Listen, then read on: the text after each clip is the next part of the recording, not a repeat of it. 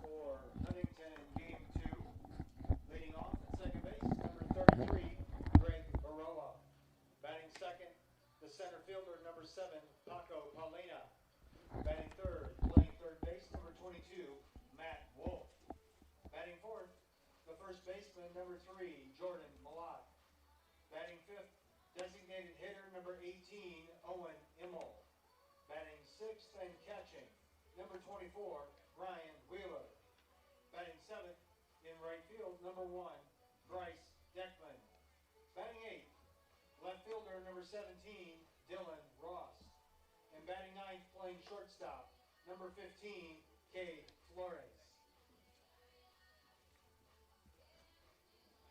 The battery for the Pioneers in game 2, catching, number 18, Joey Lagina.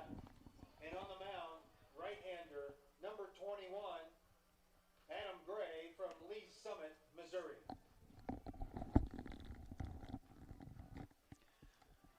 Welcome back for game 2. Same lineup, same defensive lineup for the Pioneers except for the battery. Adam Gray on the mound and Joey Lagina behind the plate.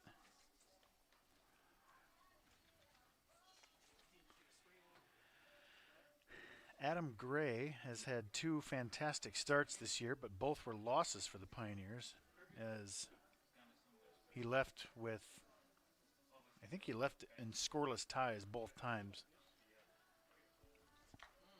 He has a 1.13 ERA. He's 0-1. 8 innings, 4 hits, 10 strikeouts. Opponents hitting 148. He's been excellent. And I assume he'll be able to get stretched out more than 4 innings today. I think he's thrown 4 innings twice. And we are ready to go. Lineup for Huntington. Baroa at second, Paulina in center, Wolf at third, Malott at first, Immel the DH, Wheeler catching, Deckman in right, Rost in left, Flores behind the plate. And here we play. First pitch right back up the middle. Woodley. Jump throw. Nicely done.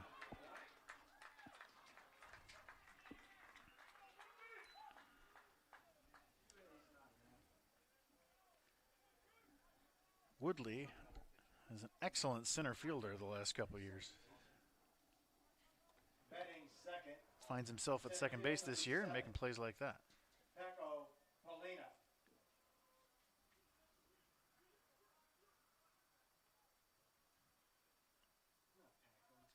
Yeah, Paco.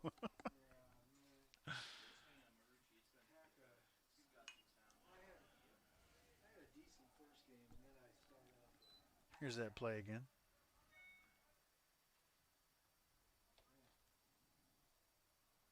A little Derek Jeter action from the other side of the bag. The 0-1 to Paulina. They've swung at every pitch they've seen so far. It's 0-2. Yeah.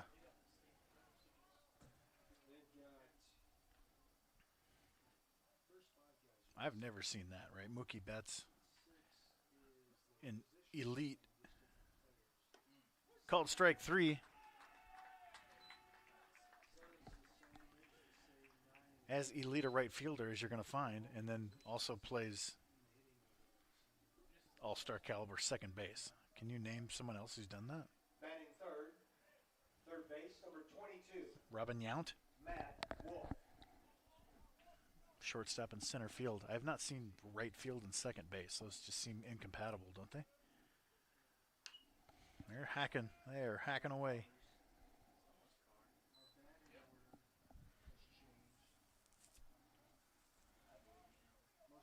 Adam Gray is a new addition this year, transfer from Central Missouri, and he's been awesome so far.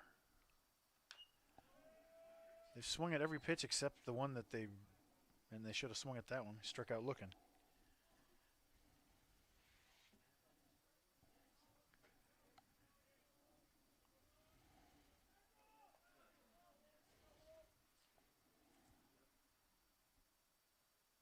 There's a ball.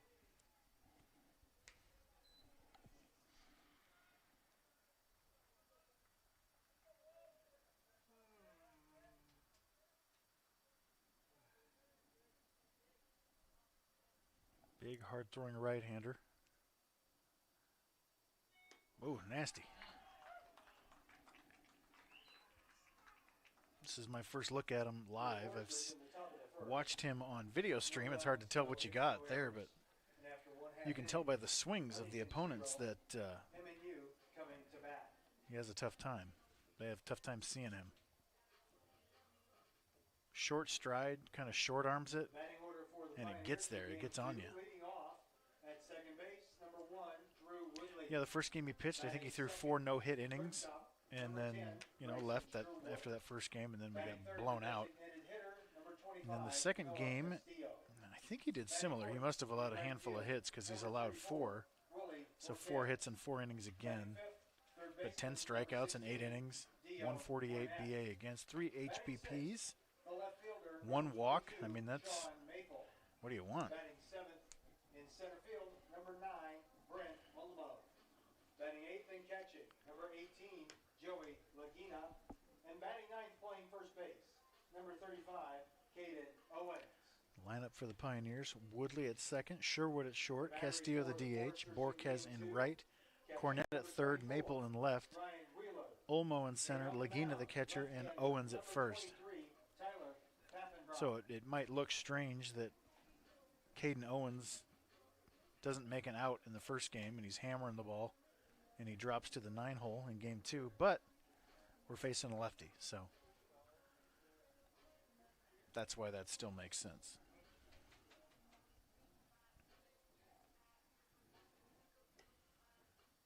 Three lefties in the lineup for the Pioneers: Sherwood, Olmo, and Owens.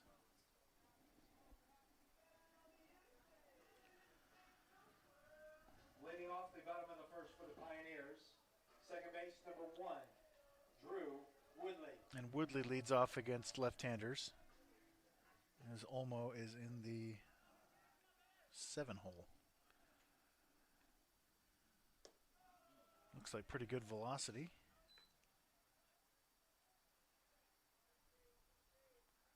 Misses, down 1-0.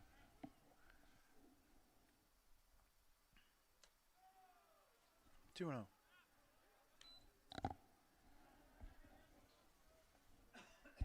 Bring it in so the 2 bases are at each end. You know what I mean? Yes. Called strike.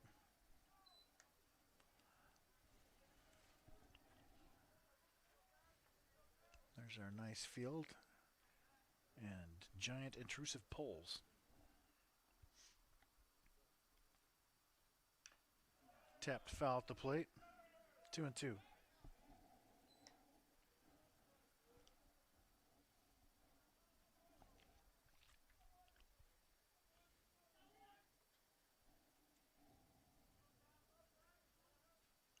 Did we lose all of our viewers from the first game?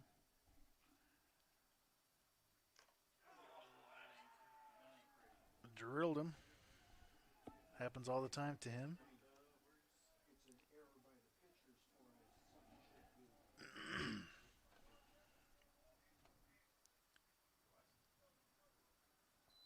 Batting second, shortstop, number 10, Bryson Sherwood.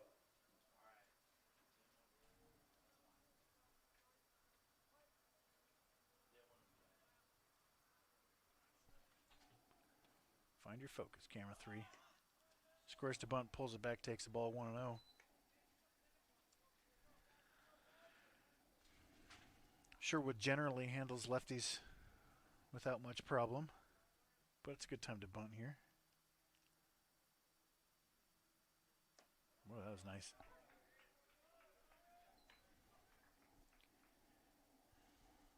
Sherwood started the year really hot, cooled the last couple games. But even when he is cooled, he contributes by getting hit, taking walks. One of the all-time on-base percentage leaders in MNU history as well. In the dirt, Woodley moves up on the wild pitch.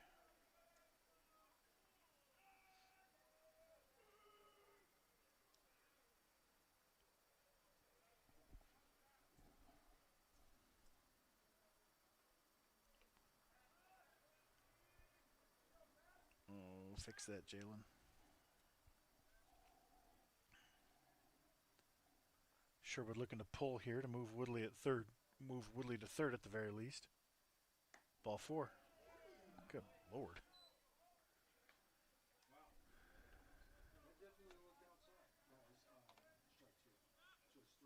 Yeah, don't listen to me.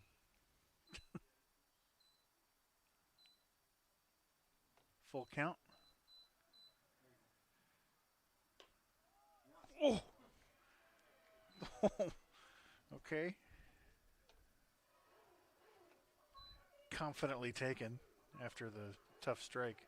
All right, so here's. Batting third, designated hitter number 25. Sorry, this is Noah the Castillo. 3-1 pitch. I think. No, that was ball 4. I don't know what I'm doing. Noah Castillo.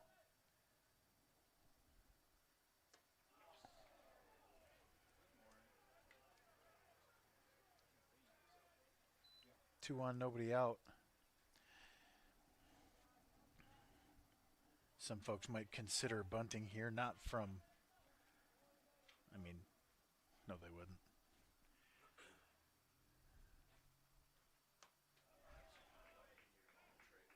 That would be ridiculous. But my point was going to be Castillo is a double play candidate. He hits the ball hard. He hits a lot of line drives, hard ground balls. So a bunt wouldn't be out of the question. But you do have a lefty on deck, and Castillo's one of your best guys.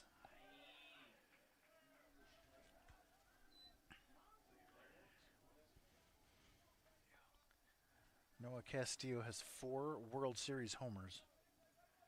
Not many people can say that. 3 as a freshman 2 years ago. Fouled away.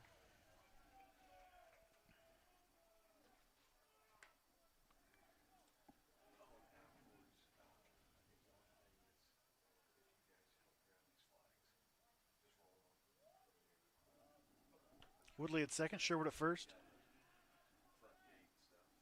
Nobody out for Castillo. Popped up.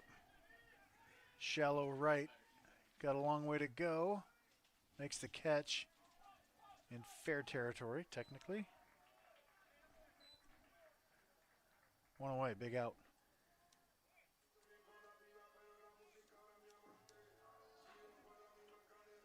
Batting fourth, right field, number 34, Willie Borquez.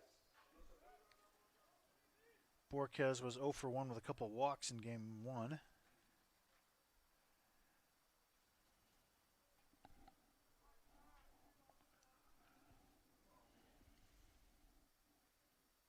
Don't be surprised if we try a double steal. Good pitch, strike 1.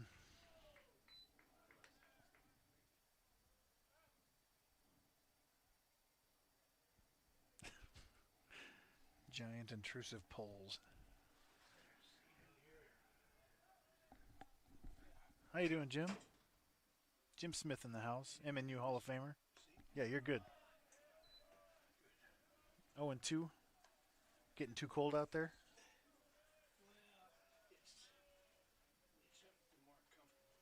There you go. Borquez in a deep hole now. See what kind of fight he's got against a tough lefty.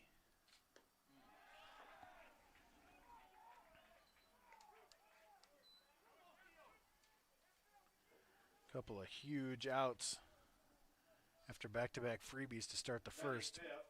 Pioneers got to cash in. It'll be up to Dio Cornett with 2 outs. I like him in this spot.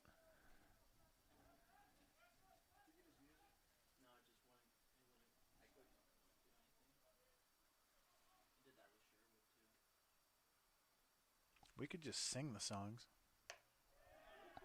Swing and a miss from Cornett.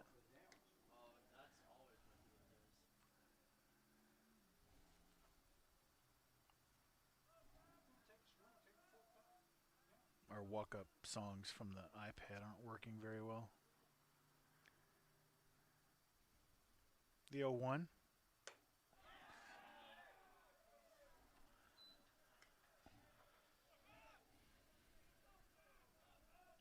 Dio chokes up a lot here.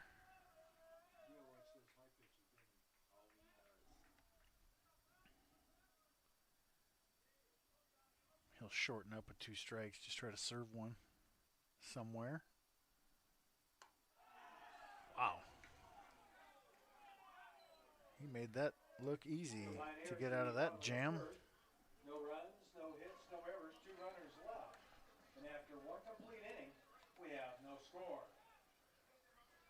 Was that just by him? It's a really good pitch with 2 strikes. Fastball up, and I think he hit his spot.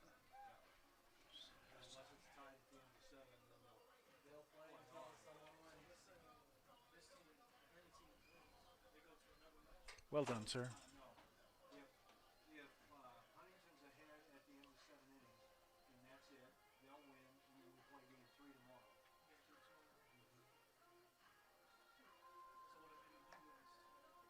Still play game 3 tomorrow. Yes, it's still. No, it counts, but they're scheduled to play 3 games, so. It's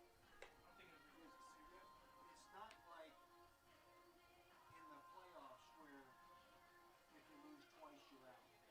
This is a regular season scheduled 3 games, so you play all 3 of them.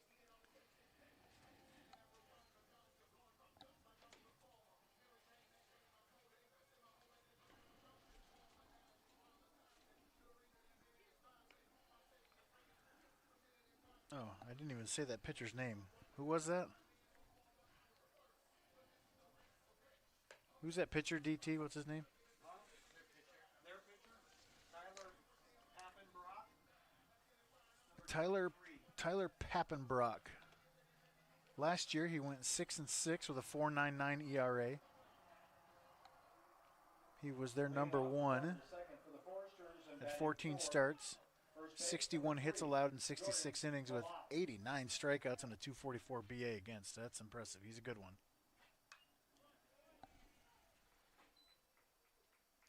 First pitch fouled away by Malott, the 4-hole. It's 0-1. This will be a good pitching matchup. Gray has been pretty much untouchable all season. And what's his name? Pappenbrock. He's got good stuff. Fouled away, 0-2.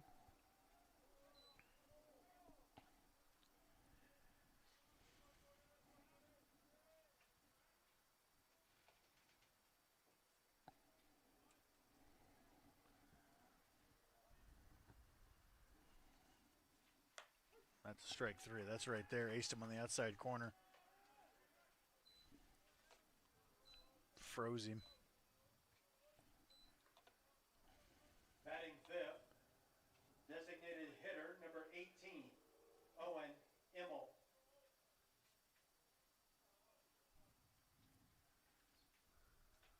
Paint.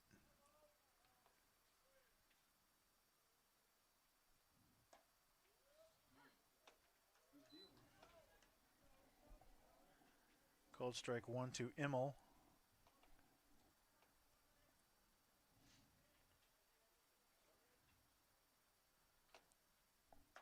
Swing and a miss. I don't see Immel on last year's team. And he didn't play in game 1 either, correct? Immel? Yeah, he was the DH in game 1. Oh, shows how much I'm paying attention. Let's see what he did in game 1 then. Immel 0 for 3 with an RBI. He had an RBI ground out, if I recall.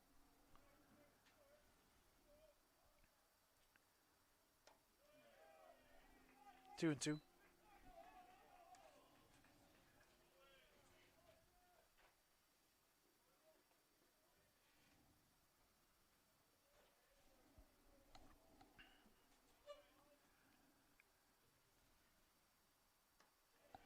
Misses full count. Brett Stillman asks, "What are my thoughts on the rule changes implemented by MLB?" I loved every one of them. Let's get moving. First of all, the pitch clock is fantastic. Too old for this. 35 seconds between pitches. Fouled away.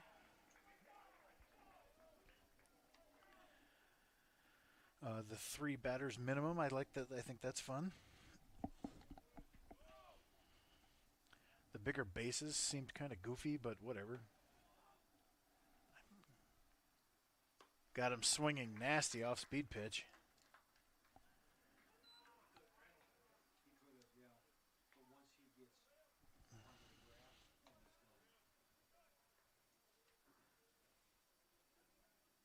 Batting sixth, catcher, number 24. See this again. Wheeler. Is this a changeup fading? Oh, that's filthy. Nah, Lagina caught it cleanly. He dropped it on the transfer. 1-0 to Wheeler, the 6-hole. Yeah, the steal is back, but why? I like the pickoff thing too. Is interesting.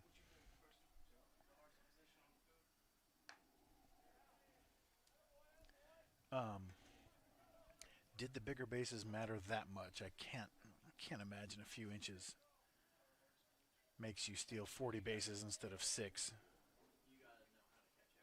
If you're a base guy, if you're a base stealer, you're going to be fine. I feel like, but I don't know. I wonder what the science is.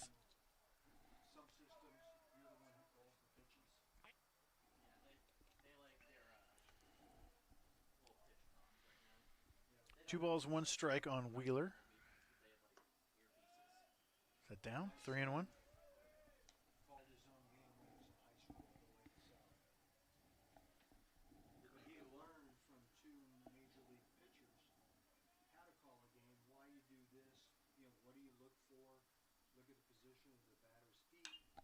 Popped fouling out of play towards my car. Stillman, I finally got drilled last year. It's been 25 years of parking in vulnerable spots. You know how I do. A right-hander at softball. Allie Van Lanker. Ooh, drilled deep into right field. Back to the track, out of the yard. Solo homer. And it is 1-0 Huntington. That came out of nowhere.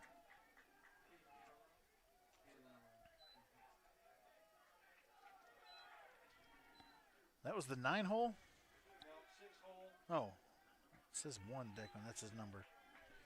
All right, let's have another look at that. That was impressive. He did not play in game 1.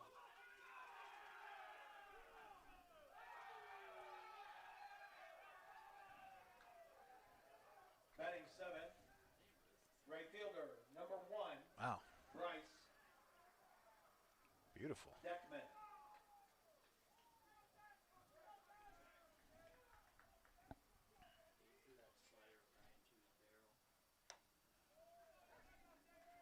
Called strike 1. That's the 2nd extra base hit given up by Gray this season.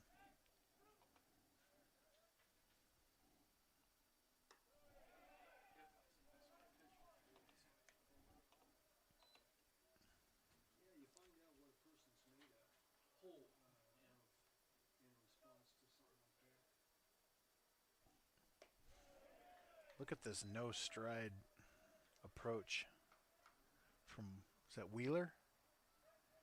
Just a quick flinch and weight transfer. It's good stuff, man.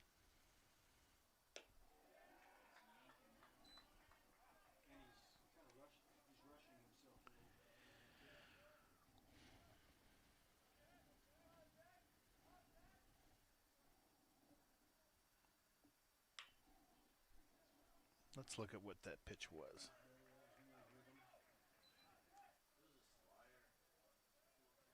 We're hearing slider in the press box, Stillman. He's like, was that a 2-seamer? Or was that a thing? Or a changeup? Like, I think you're way off. Let's have a look. Real quick. Real soon. Full count, 2 outs. Did he go? No, he didn't. Ball 4.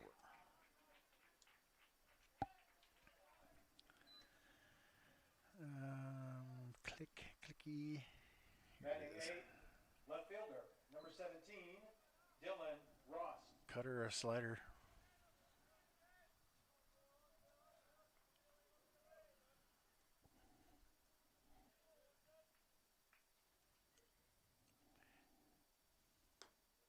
Called strike one. They say that down and into a lefty, right? I think it's a myth, but that's what that was. I don't think it's a myth that it's what lefties like. I just think it's a myth that righties don't. I don't think it's exclusive to lefties.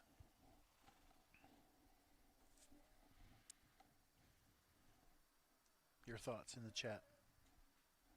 Chat, what's this guy talking about? That's what my kids always say.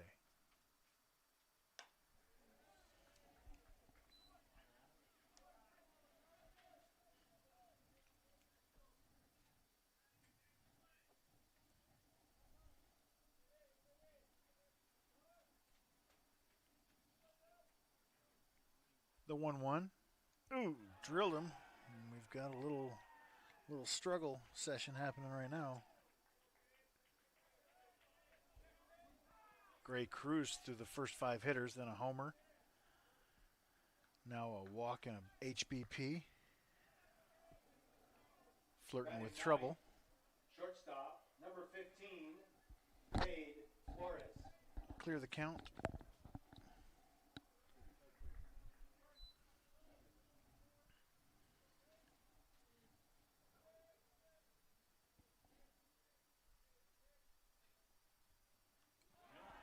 Good Lord.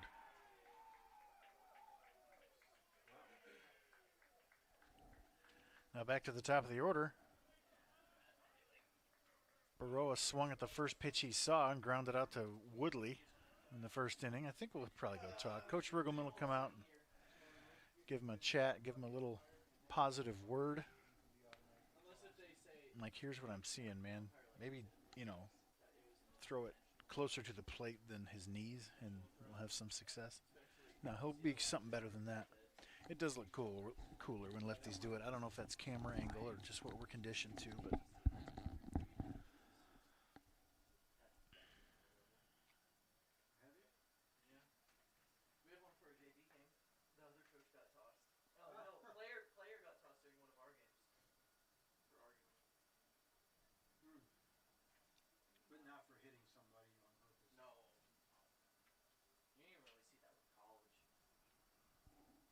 do we have limited mound visits? Is that what he just indicated?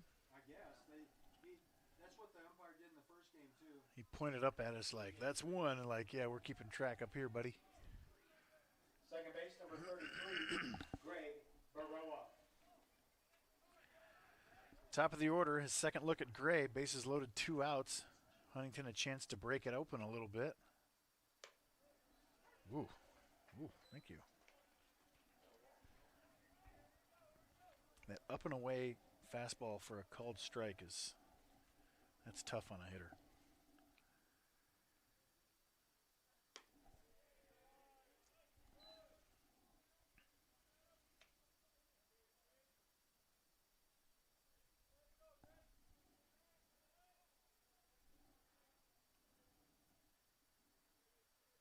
The 1-1.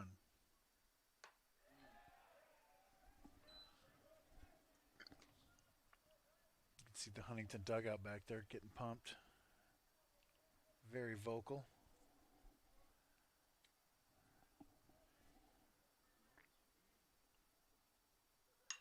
Slashed into right field. Gotta have it. It's gonna get foul. We're fine.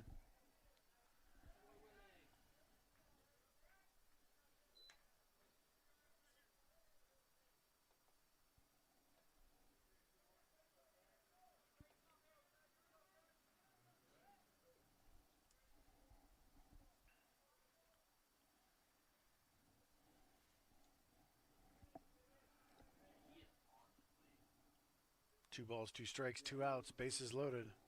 Gray to Baroa. We'll do it again.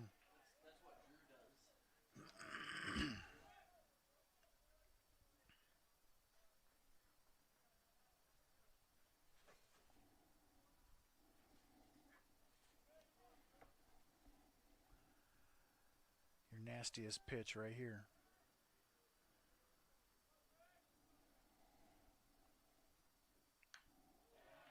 Watch out.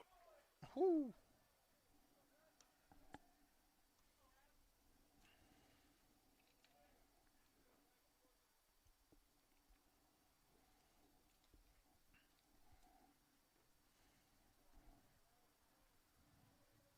How hard does he throw, Jackson? What do we got? Okay. The 2-2. Oh, don't hit him. It slipped. Full count. Bases loaded, 2 outs. Gray sits upper 80s, low 90s.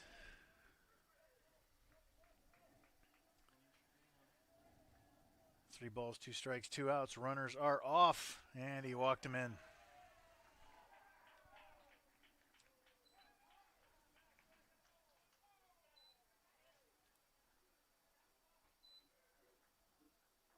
Center field number 7, Paco Paulina.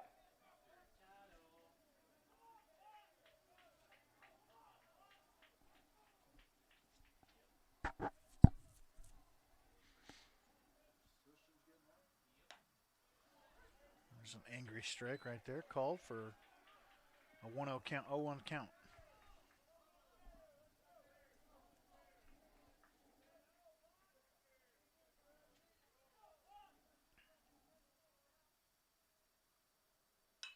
Slash down the right field line. 0-2.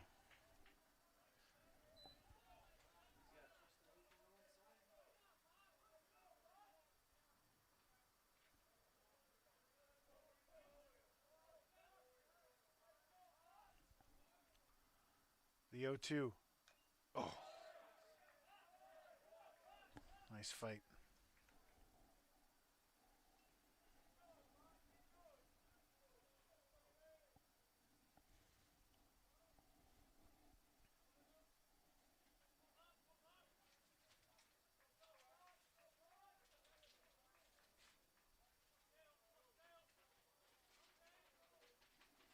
Another 0-2.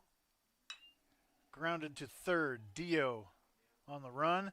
Got him. So all that could have been a lot worse. A home run and a bases loaded walk. Pioneers trail by 2. For the Foresters in the top of the second, 2 runs on 1 hit, no errors, 3 runners left, and after 1.5 innings, Huntington 2, MNU 0. How sweet are these uniforms for the Pioneers, right? That simple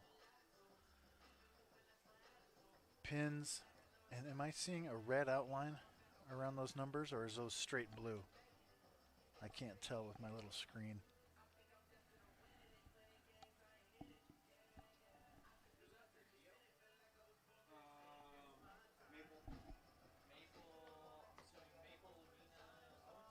But they finally, the pins used to have a thick stripe down the pant leg, which you don't want. It was a mistake in the ordering last time. And they finally fixed those pants, and now these are just fire, as the kids say.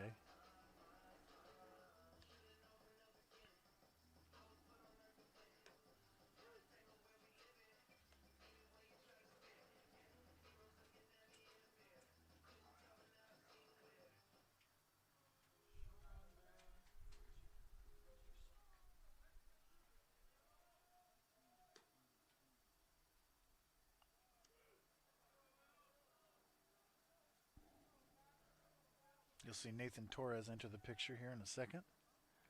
Third base coach. Leading off the bottom of the second for the Pioneers. First team All-American. Batting 6th. Left field number 22, Sean Maple. First team All-American closer in 2022. He was absolutely unhittable until the very end, when the National Player of the Year hit a homer off of him in the opening round. That was the only run he gave up. 2-run shot to Cross Factor was his name. He was awesome. Oklahoma City kid. 1-1 to Sean Maple. Maple was 1 for 3 with a run scored in game 1. Flared. Foul and out of play. 1-2.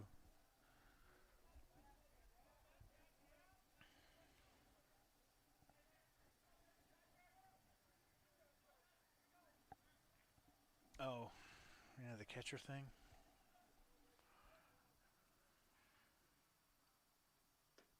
Nice take. They have figured out how to make throws to second from that position, so it's fine. And they figured out how to make blocks. Good take again. Full count to Maple. We're talking about the new catcher technique of one knee and bringing your glove down and then up into the zone. Full count to Maple. Stays alive on an off-speed pitch. Does it get you more strikes? I'd like to see the data and how much, what are you giving up to get those strikes? Doesn't seem like much. I don't know. Is it just a fad? Full count. Works a walk. Nice AB.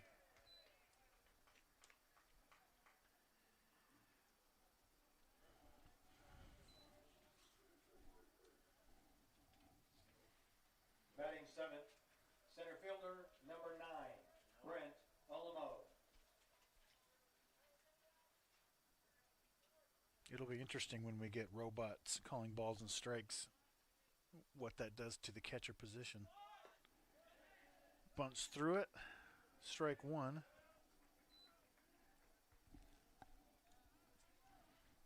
Like once it doesn't matter how well you receive, is it just going to be like big DH mashers back there? I guess you still need to throw. Called strike 0-2 on Olmo. Olmo was 0 for 2 with a couple of walks from the leadoff spot in game 1. Batting 7th in this one against a lefty. Swing and a miss.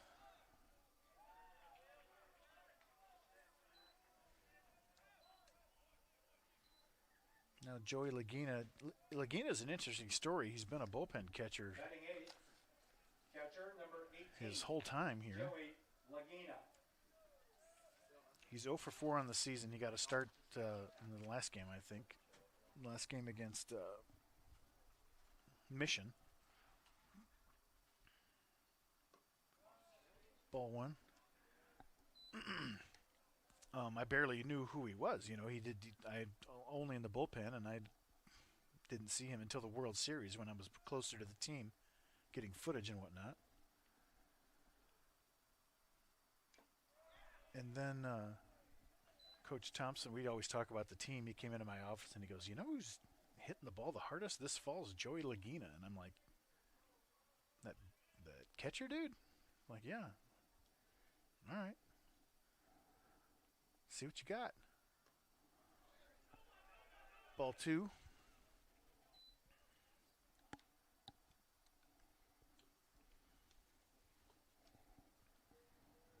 Yeah, absolutely.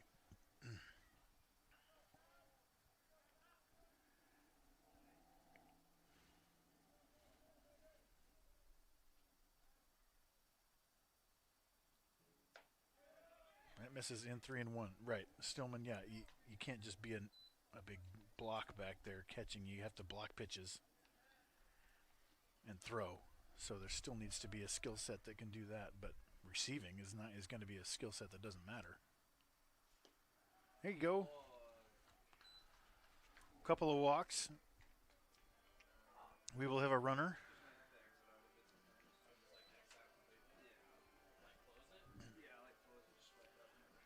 And a mound visit as Caden Owens steps to the plate to Blue Oyster Cult's Don't Fear the Reaper.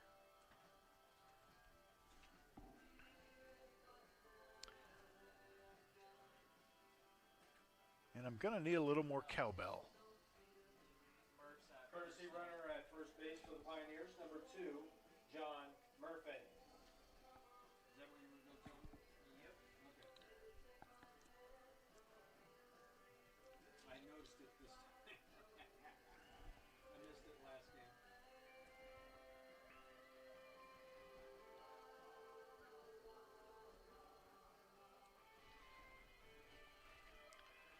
Caden Owens, huge game. 2 for 2 with a walk, an RBI, and a run scored. First base, number 35, Caden Owens. And he looked cool doing it. He had a couple of really nice swings, a couple of rockets. Maybe just one rocket. Oh, that was disgusting.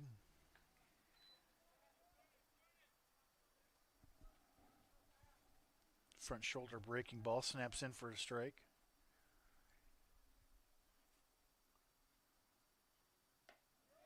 And then aces him on the outside corner for strike 2. It's a fun sequence. Lefty-lefty.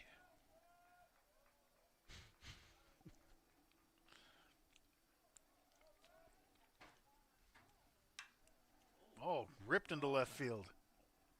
Well, that's foul, but almost up against the fence. Hanging in there.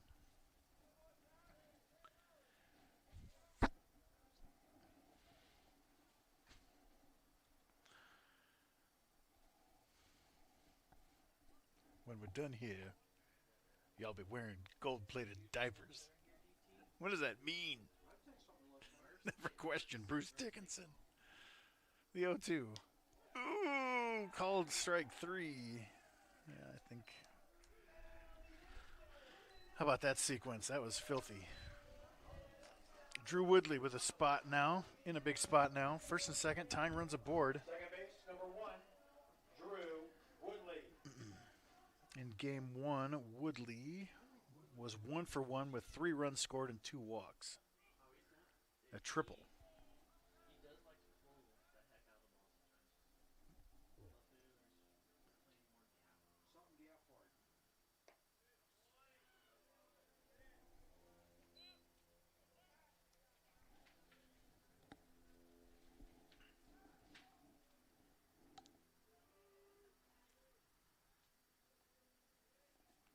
Maple at second. John Murphin, courtesy runner at first. Drills him. See, he crowds the plate and doesn't move, but he also gets drilled normally. Like, that would have hit anybody. He seems like a magnet.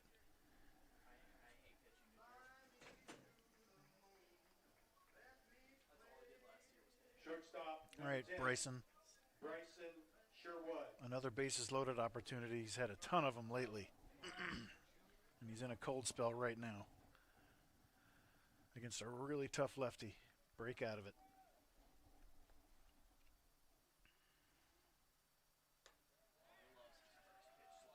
Where was that? Up? 1-0.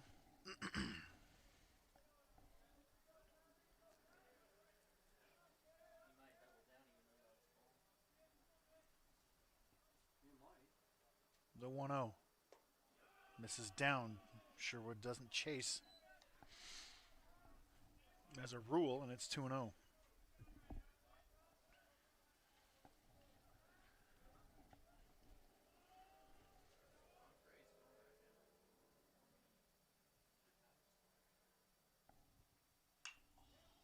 Slashed foul.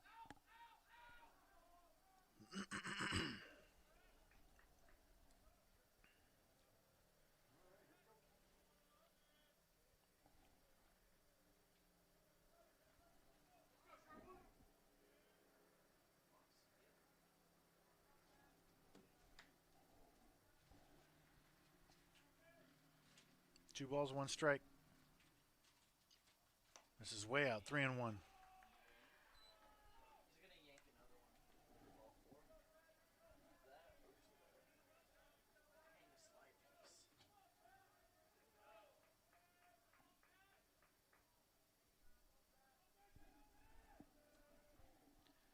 The 3-1. Bases loaded walk. That's a great AB.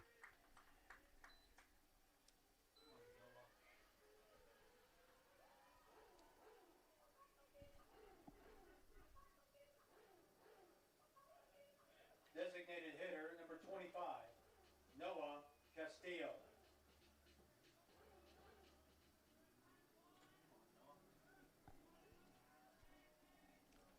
Clear the count.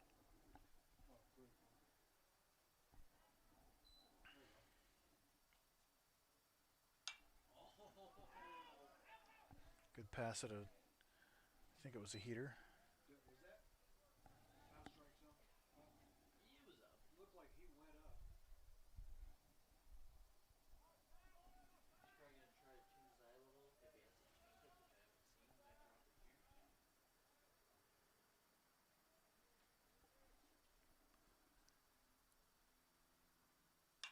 into center field. Pioneers pick up one.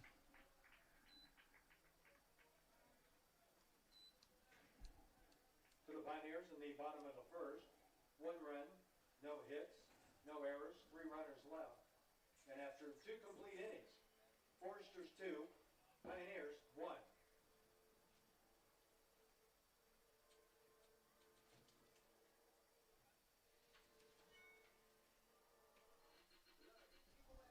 We'll be right back.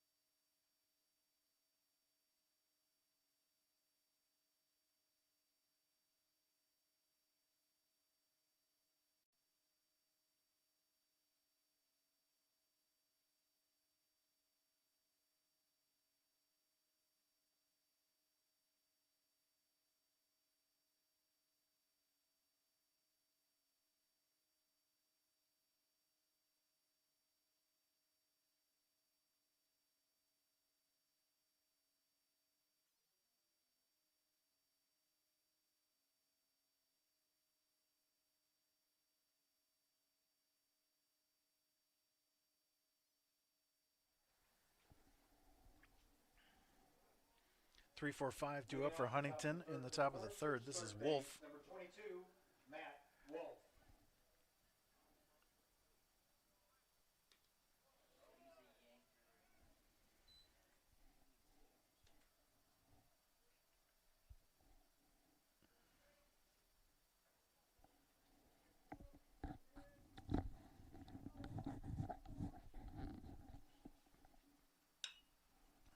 Popped up. Woodley. No problem.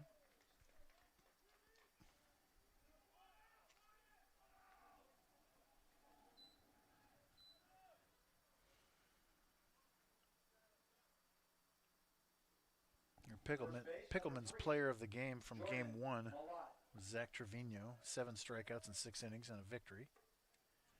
Could have gone to Caden Owens.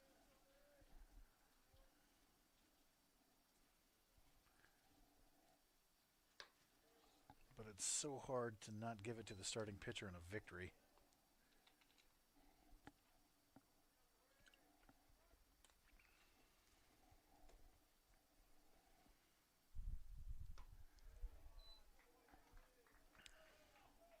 I need to look up. I think Zach Trevino might be closing in on the all-time wins record at MNU. And if he had just gotten it on Coach Thompson's 500th, that would be cool too. 2-0. Grounded foul down the third baseline, 2-1. Let's see, I've got it right here.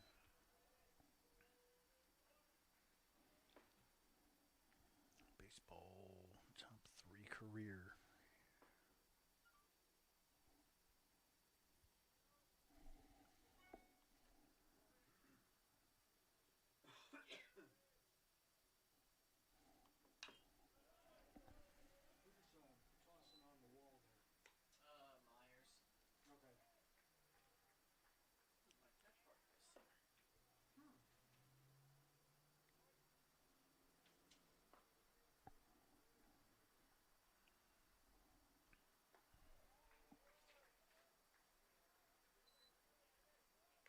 So that was Zach Trevino's 22nd career victory.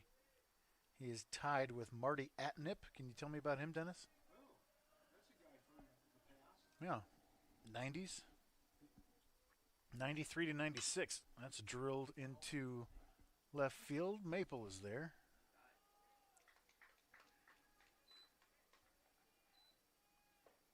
I don't remember much about Marty Atnip. Okay. He had 22 victories. Wow. And so does Zach Trevino. Is that in the league? That is tied for the MNU all-time lead.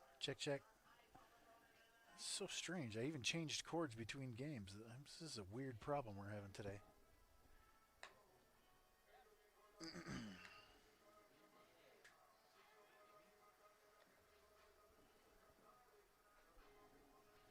We good now?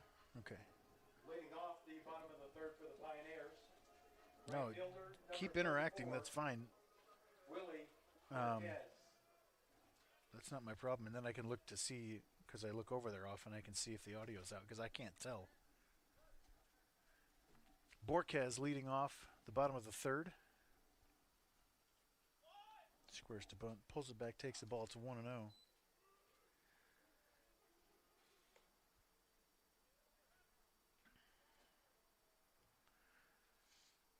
Borquez struck out on 3 pitches his first time up.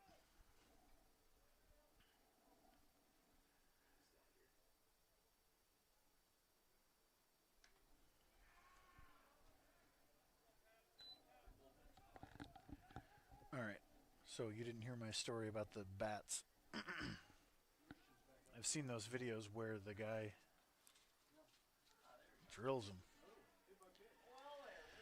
Where those guys test different bats from different eras. And they go, here's a modern bat, here's one from 10 years ago, and here's one from the late 90s. You know, they do the old Green Easton, stuff like that. Black Magic. But then they do the one from 1997, 98. Number 16, The Reflex C-Core extended barrel, 2 3/4 inch, -5. As Dio Cornette steps to the plate. Called strike 1. And I have that bat hanging in my office right now. That's what I used.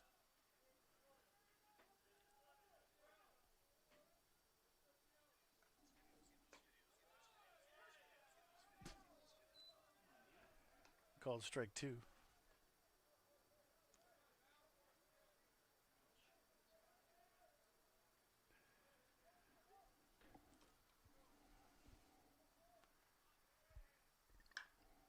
Popped up.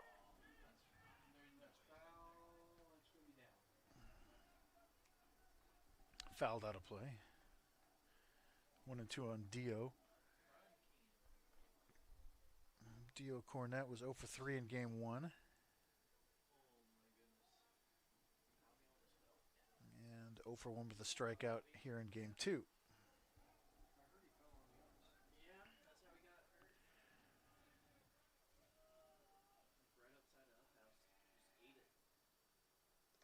Good take. He's a little jumpy, though. You can obviously see that.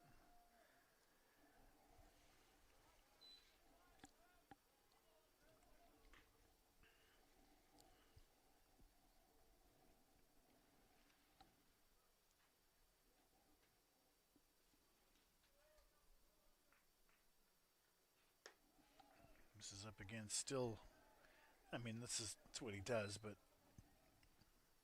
really gets everything going forward.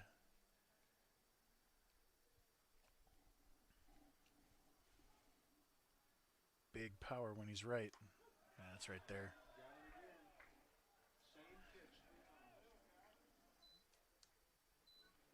Theo didn't like it, but I think that's there. Let's have a look. left field, number 22, Sean Maple.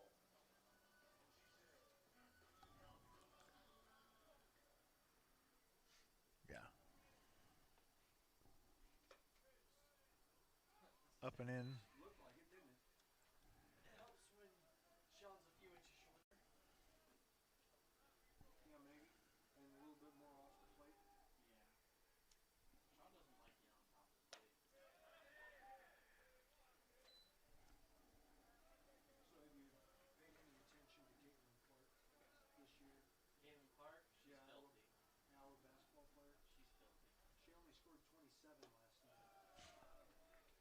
Two and one. She handed out 15 assists, and her sophomore post player scored 47. She fed her on most of those buckets. Ooh. Little tapper back to the mound. Out at first, runner moves up. Pioneers have the tying run in scoring position with 2 outs for Olmo. Center field number 9, Brent Olmo.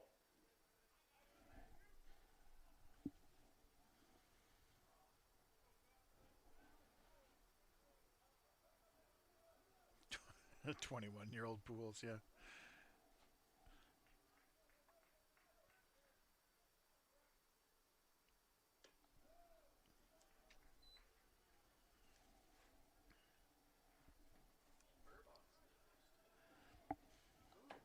I haven't seen enough of Olmo to know what he's about. I like his swing, though.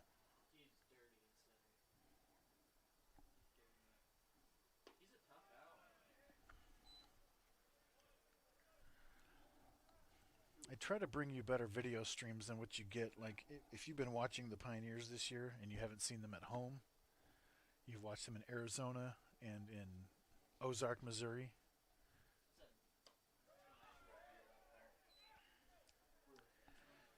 It's just a joke. A one camera, here, you just get this for 6 hours and no commentary.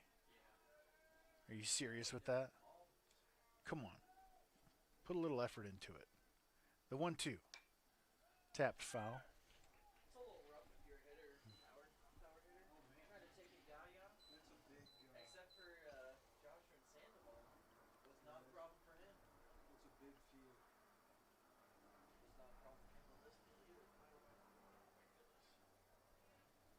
No, people are starting to do it like me now. I notice more and more center field cameras. Yikes, he wanted to. 2-2.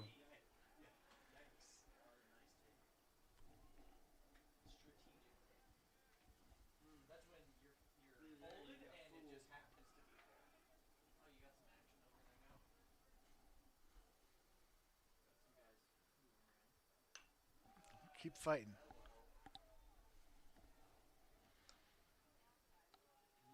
Almost sure looks cool. Those cleats are pretty clean. It's tough to pull off white. You have to really work hard to make it look good all year, and he's doing it so far. Into right field. That's going to get down for a hit. Well said, Jenkins. Look at that Jess Scarlett throw from right field, Stillman. Watch this, if you missed it. Hold on a second. Great at bat, by the way. I butchered the call, but I'm sure I'll be forgiven. But no, that wasn't her name. It wasn't Jess Scarlett. It was Jess Swinney. Here, watch this throw from the right fielder. It's one of those things where you decide last minute to pull up or something, and he just spikes it. And we laughed for the next 3 innings. Couldn't even catch our breath. The softball girl for MNU spiked it into the ground and threw it all the way into the dugout. That was great.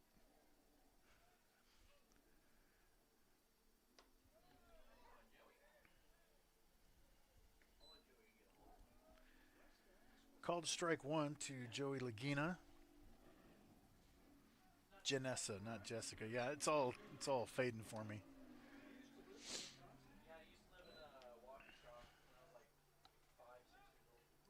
And remember, she had a cannon too. She was a good player. She was trying to throw behind a runner at first and thought better of it. Strike 3 swinging.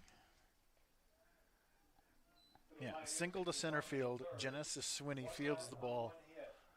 And the runner takes a big turnaround first, and so she comes up and she's ready to just unleash a cannon, but nobody's looking at her, so she tries to hold up and just spikes the ball straight to the ground, but still with enough force to roll all the way foul territory into the dugout. And we started to get the giggles, and it was over. I'm out tomorrow. Trey's got it, but should. Yeah, we should be good. Katie's break loose. She'll be an extra set of eyes. Thank you. I'll let Coach Thompson know as well. Okay.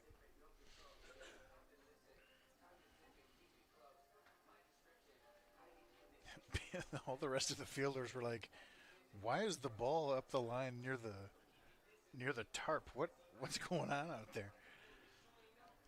And it started with like, whoa, that was that was a interesting throw from Switty there. And then it was over. But we didn't record that stream, remember? A couple of times we did stuff like that where it would have been great. It would have gone viral for back then. And we never recorded it.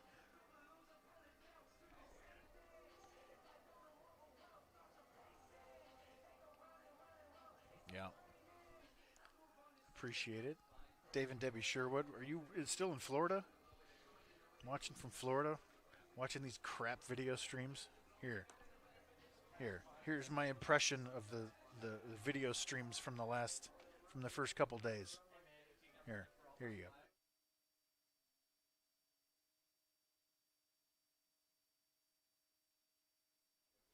Nailed that impression.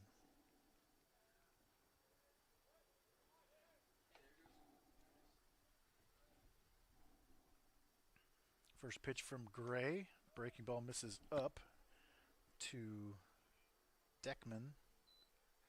It's 1-0.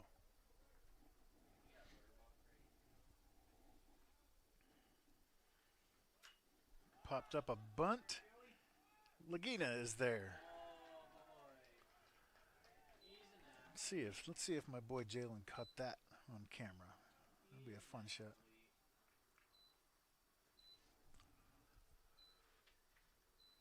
He's supposed to follow the base runner, but he used his instincts and followed the catcher. Nicely done. Leading off for the Foresters was number 1, Bryce Deckman. Now batting, left fielder number 17, Dylan Ross. Dylan Ross batting 8th. Hits with 1 out in the top of the 4th.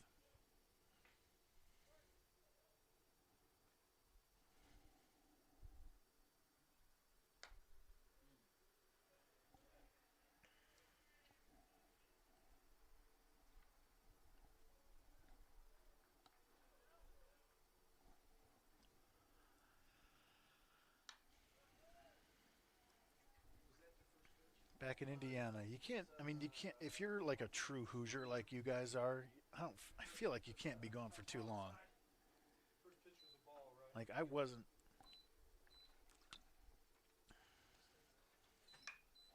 Into left center field, Olmo calls it and hauls it in. Like I'm an Illini who lived in Indiana for 8 years or so. And the born and bred Hoosiers Shortstop, number 15, stay. Cade Flores.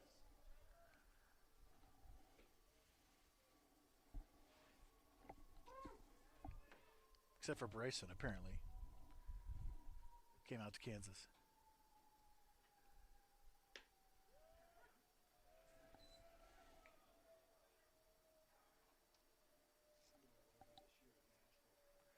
Called strike 1 to Flores, the 9-hole.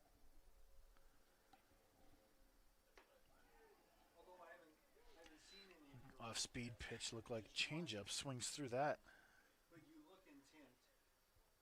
And Gray seems to be at least throwing it closer to where he intends to now than he did the last couple innings.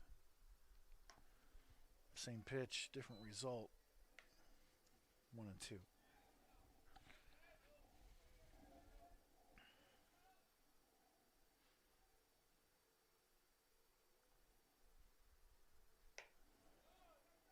I had to say something, didn't I? He's throwing it where he wants. Ball.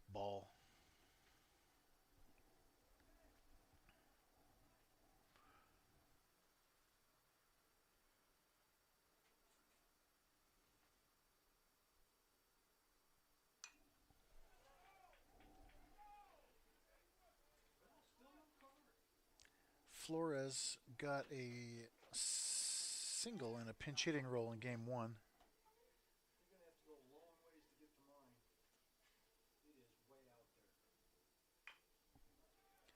tapped towards first, and it goes foul.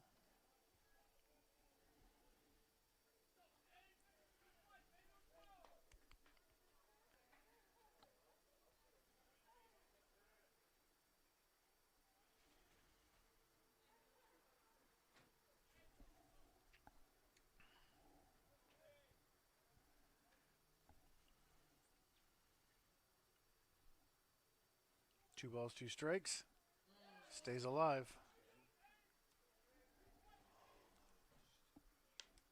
What kind of crowd do we have for opening day? I haven't even looked. I would call this crowd sparse. If I had to use one word. Game one was pretty good. Another 2-2. And he kicked his foot in the way of that one. Watch this. That's strange. I don't think he did that on purpose, but that's just the way. It's the way his natural get out of the way was. Second base, number 33, Greg Barola.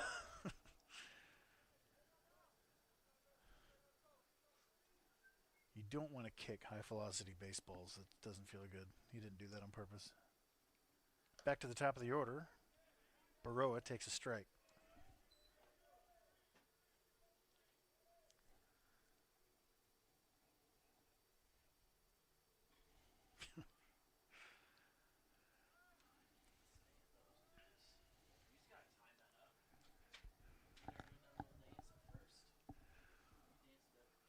$38,000 in attendance today at Robbie Jones Field.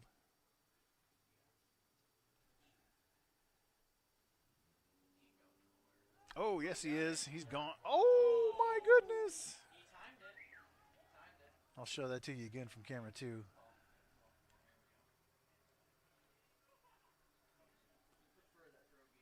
Zoop.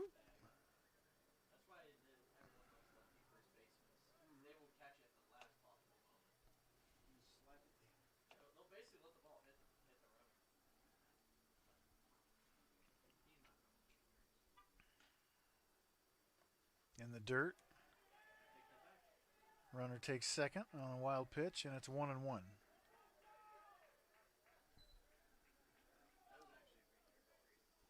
Yeah.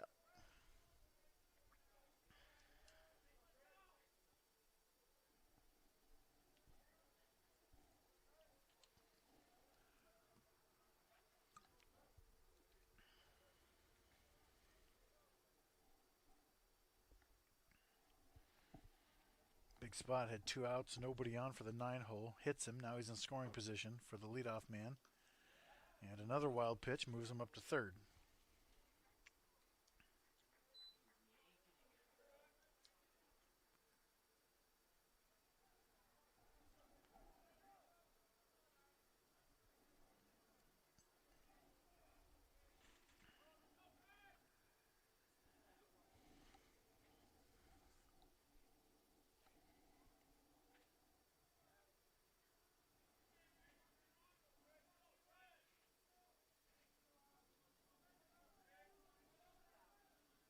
The 2-1.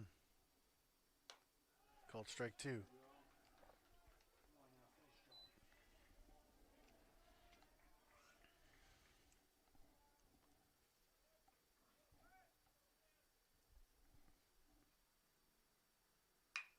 Line drive right at Bryson Sherwood. Backhanded stop. Picked it first. What a play.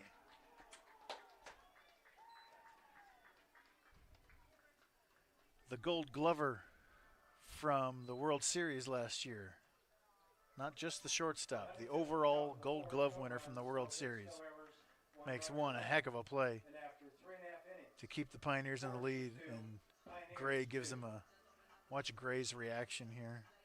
I'll just play it and not switch it. We'll show that later. But Gray is like, ooh, please. Yes. I love you. All right, let's see what we got from camera 2. I'm going to play it full speed. No, I'm not. Nice job, Preston. That's a good job, man. That's a tough one. That's Preston McKay on camera 2. Not even a baseball guy, soccer guy.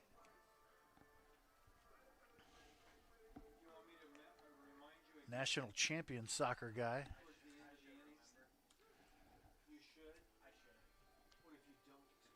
That was all you, right?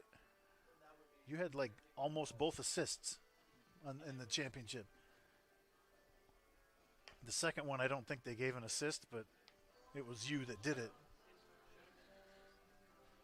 Well, it was like the goalie touched it and then it came out and whatever, but Leading off the bottom of the fourth for the Pioneers. First base. Heath number Luther. 35, Caden I mentioned Owen. you earlier. I faced you. Little pop-up.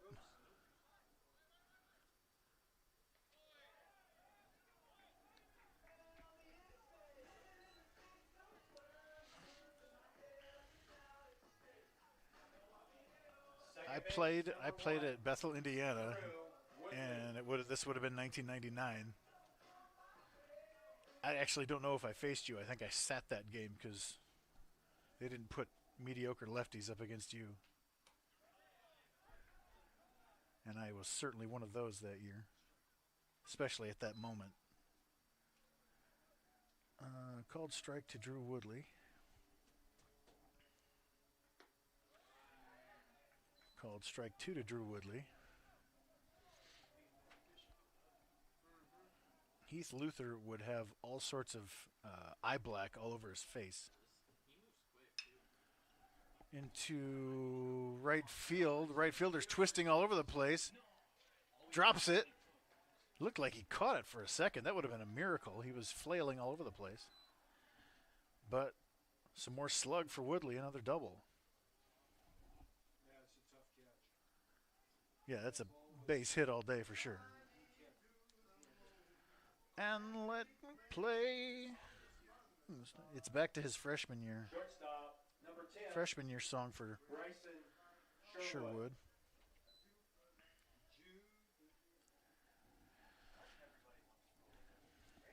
All right, so Heath Luther would have eye black all over his face, but I don't think you were allowed to do that when you were pitching.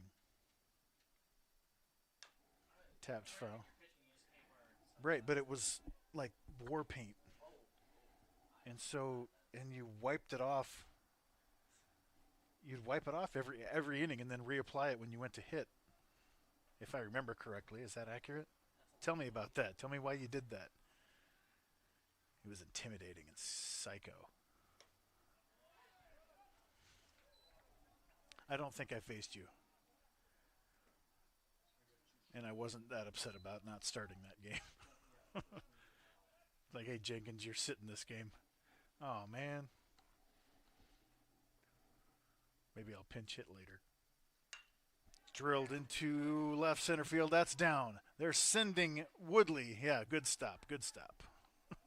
A really late hold from Nate Torres there. And the Pioneers are set up nicely. That's a back-to-back 0-2 singles, or 0-2 base hits. designated hitter, number 25, Noah Castillo. You played against Zartman and Stoltz? That can't be right. Zartman's the coach still. Stoltz made the big leagues eventually.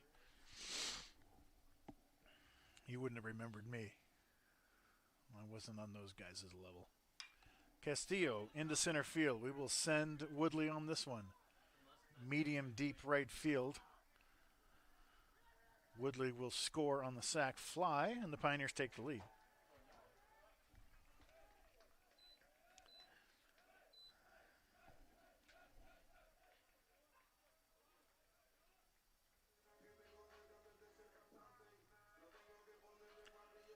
Right fielder, number 34, Willie Marquez. Yeah.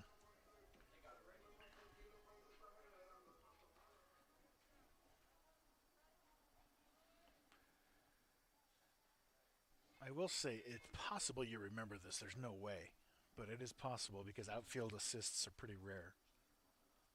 Did you play right field when you weren't pitching? What just happened there? Was that a...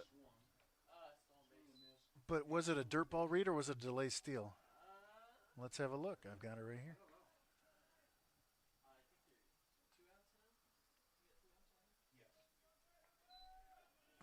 That's a delay steal. He was moving.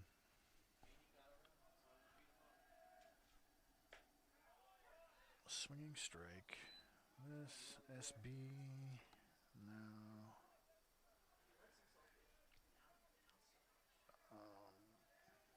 Called strike. 0-2 on Borquez. It's been the theme of the inning. That misses away. Good take. Okay, so I had a streak. This 1999 was my junior year. I was hitting the middle of the lineup for Bethel that year.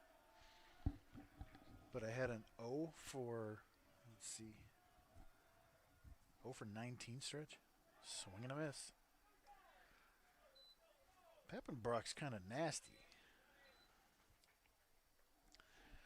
Let's see, 0 for 6, 0 for 8, 0 for 5, 6, 0 for 19.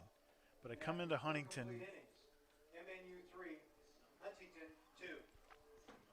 2. And I'm on an 0 for 19 stretch. That's not something I did. I was a middle of the lineup guy. I was pretty good. Not great, but I don't go 0 for 19. Logan Burbach into the game. And I hit a end of the bat. I was a left-handed hitter. I hit an end of the bat. Soft line drive down the right field line. And I tried to take second on you, and it didn't go well for me. He threw an absolute missile to second, and I slammed on the brakes halfway there and tried to make it back to first and got tagged out. It's like one of those embarrassing plays where you look stupid. But, yeah, let's try to take second on Heath Luther. That's not wise for a fat lefty with no wheels. But, yeah, I remember that. I remember the weirdest things from 25 years ago. But I got that hit, you know. I was so happy that I'd finally gotten a hit after an 0 for 19 stretch that I was going for 2, baby. Just feeling saucy.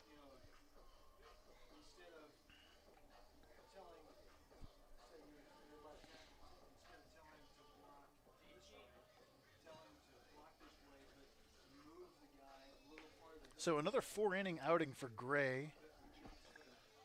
How many pitches did he throw? 83.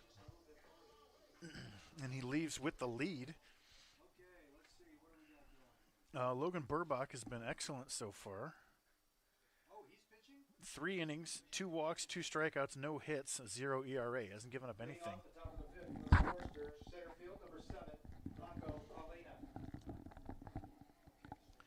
Burbach is, how tall is Logan? 6'7", 6'8"? I think 6'7".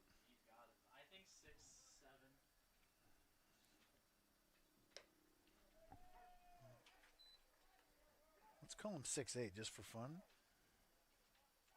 Good old Reeser. And that first pitch was taken for a strike. This is Paulina. 2-3-4 due up for Huntington, so no easy task for Burbach.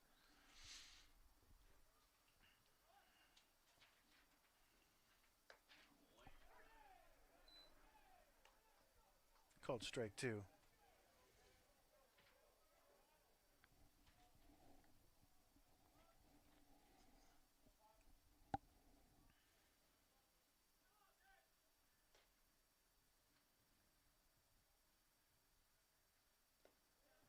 That was our first base hit of the game. Is that accurate? Sherwood's RBI single? I think so, yeah. Back in the second inning? No. No, third? Just Third inning? no. We just scored on. How many hits do we have? We have 4 up on the Oh, sorry. They have 1. My bad. I was looking at it backwards. Called strike 3. Paulino has turned around to talk to the umpire like every at bat. Now pitching for The umpire finally told him that's enough. number 33. He's complaining about pitches that, I mean, that's right there, man. Now batting. What kind of strike zone are you expecting? 22, Matt Wolf.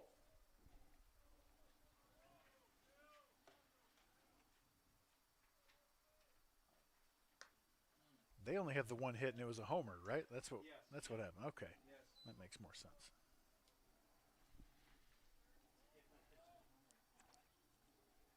No, it was a homer, and then we had, what, 3 walks? Oh, yeah. And a hit by pitch, or 2 walks? Slashed into shallow right. Willie? Foul. Nobody could get there.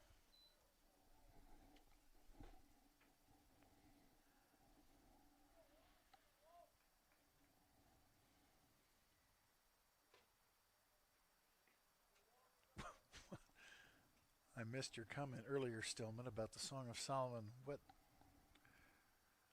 I don't know. I don't know what that means. Oh, like that book is too risque for conservative Bethel? You might be right. The 1-1? 2-1.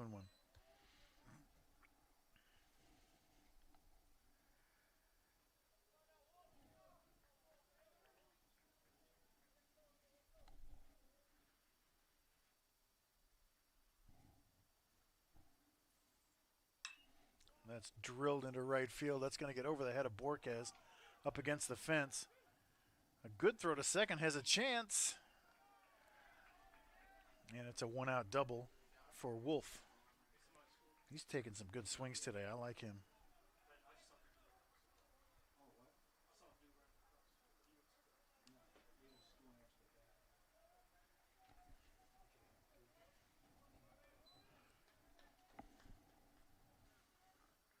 First base, number 3, Jordan Malott.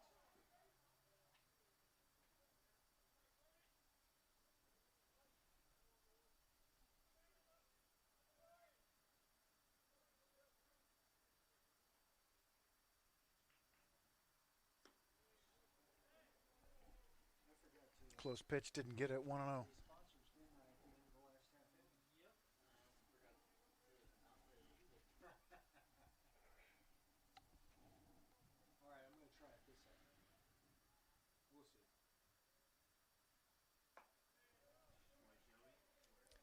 Heath Luther. Remind me of the dude's name. I don't know if you played with him. Probably not. I was a freshman in '97, and there was a dude on your team who was. I loved him. He had this cool routine, and he was a lefty. Cool routine in the on-deck circle. Sloan, I want to say his name was. Do you remember that name, or did you play with him? I don't. I think he was a senior when I was a freshman. But he was cool. Always stood out to me. Craig Sloan, that's right. We had some of the best pitchers in the country in my freshman year. John Urbanski was an All-American. I think Sloan took him deep at our place, just no problem, home run to center. It's like, ooh, that guy can swing it. Nobody touched that guy. Nice block from Laguna. Full count. Okay, so we're the same age.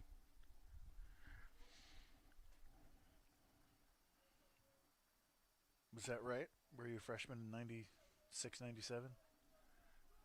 Graduate high school 96?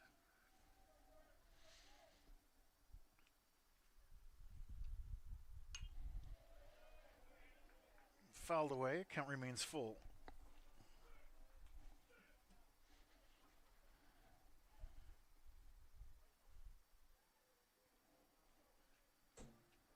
He wouldn't take practice swings in the on deck circle. He would sit there on his knee and study with his helmet off. Ball 4. And then with either 2 strikes or 3 balls on the batter, he would put his helmet on and be ready to go.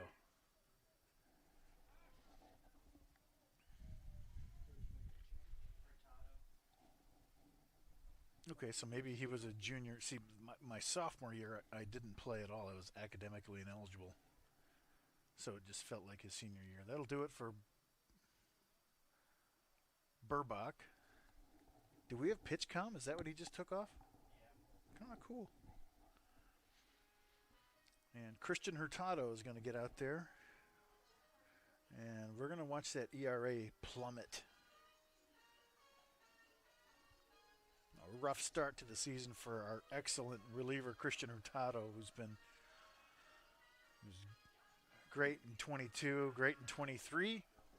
We anticipate he'll be great in 24. Just hasn't worked out for him in his 2 appearances so far. This is a 7-inning game. We'll play a 9 tomorrow.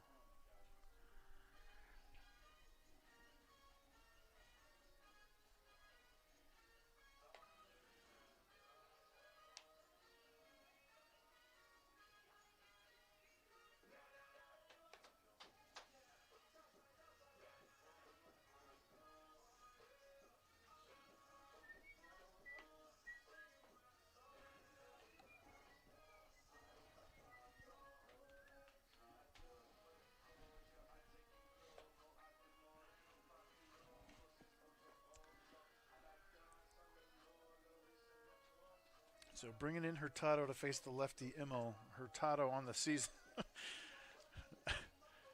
We can laugh about it because it's not going to stay this way.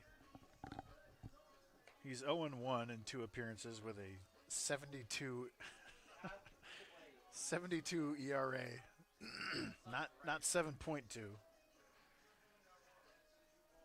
He's in 1 inning, 6 hits, 8 earned runs, 3 walks.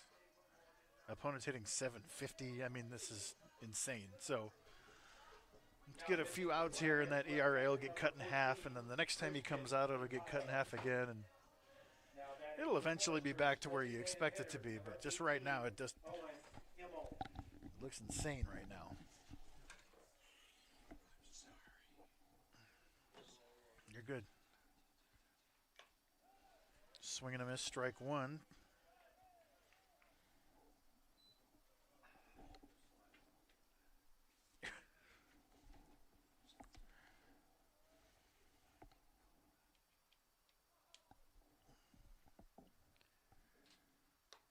Called strike 2. Hurtado was a starter most of 22, and then was the first guy out of the pen once you get to those 9-inning games in the postseason. And then I think he didn't start at all last year. A lot of high leverage relief stuff. Our bullpen was excellent last year with Reese and Hurtado, Brecklin.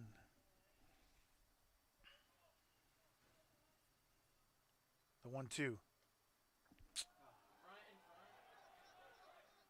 You can't look around. You have to look for someone pointing for you. But it didn't matter.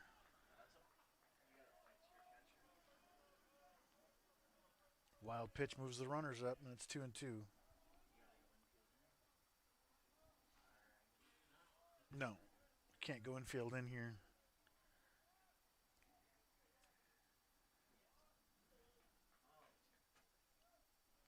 You don't want to give up 2 runs on a cheap little grounder.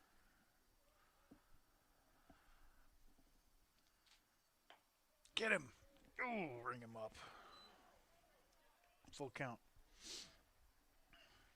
In this situation, a walk isn't the worst thing in the world, but you want to get your lefty without any damage.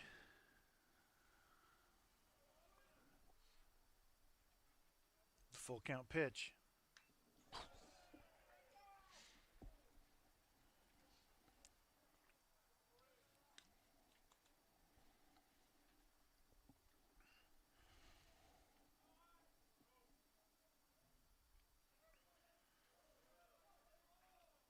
Pivotal moment in the game right here.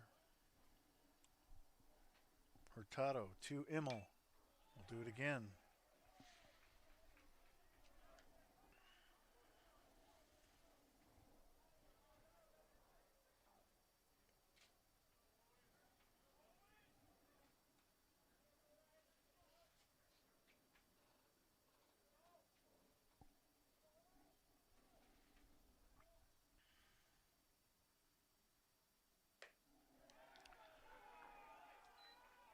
Lost him.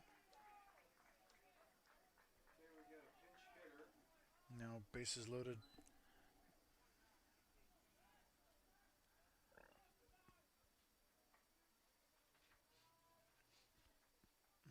Pelletier.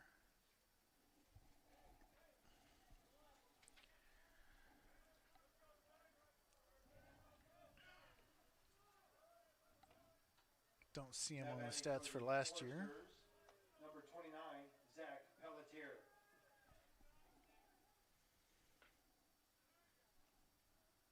Bases loaded, one out. Hurtado looking for a strikeout, line out, pop out, double play. Plenty of options to get out of this.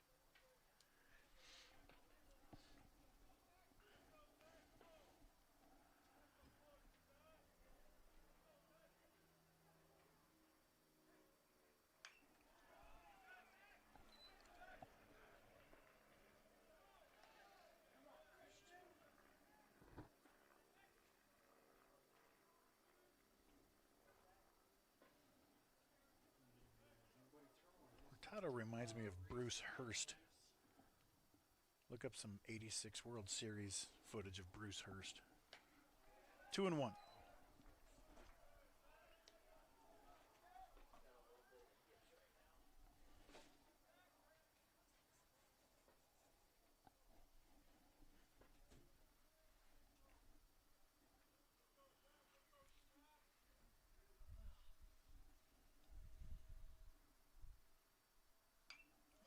Two strikes.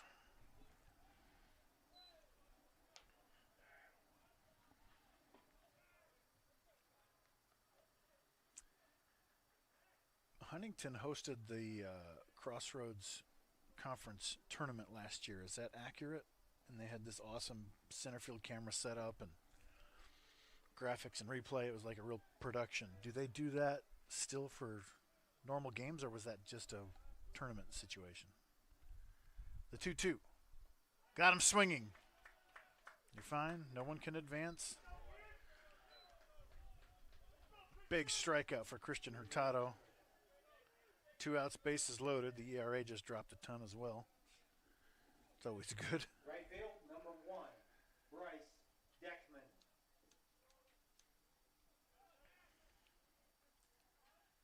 Two outs for the 7-hole Deckman.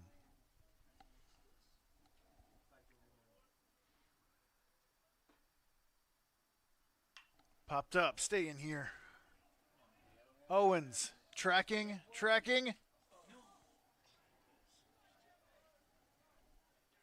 Looked at the fence. Took his eye off it.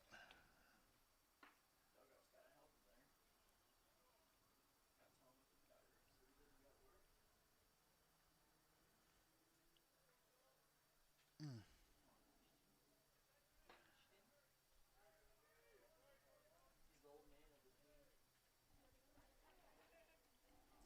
0-1.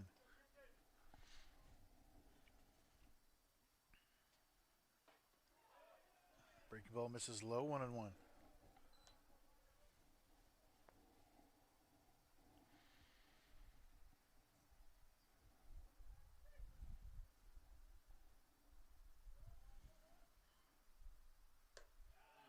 It's not 2 strikes. Okay, now it's 1-2. 1 and 2 now.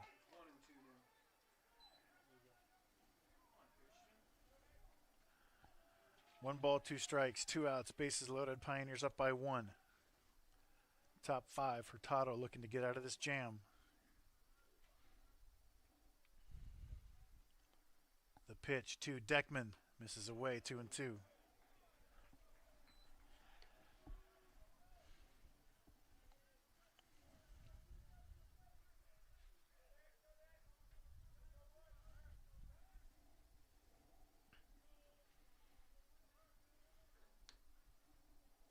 Two balls, 2 strikes, 2 outs.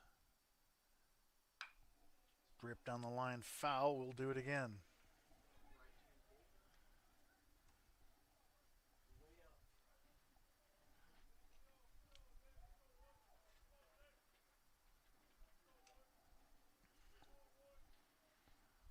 There you can see the situation.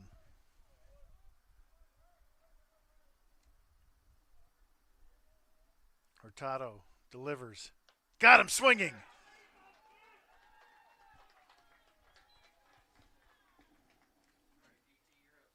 For the Foresters in the top of the 5th, no runs on 1 hit, no errors, 3 runners Pioneers lead 3-2. We would like to give special thanks Look to at the all of our Pioneers. game day They seem sponsors. bored with that. Like, yeah, Ford, Chick-fil-A, yeah, it's a big strikeout in the 6th game of the year. We were in the World Series last year. It's fine. We'll be fine. That's not a big deal. That's a big out. And they're like, yeah, Houston Contracting. we've played in big games before. We would also like to thank Olathe Eye Care for sponsoring the Good Vision Play of the Game and Pickleman's for sponsoring the Player of the Game award. There we go. Music. Wheeler's back in at catcher.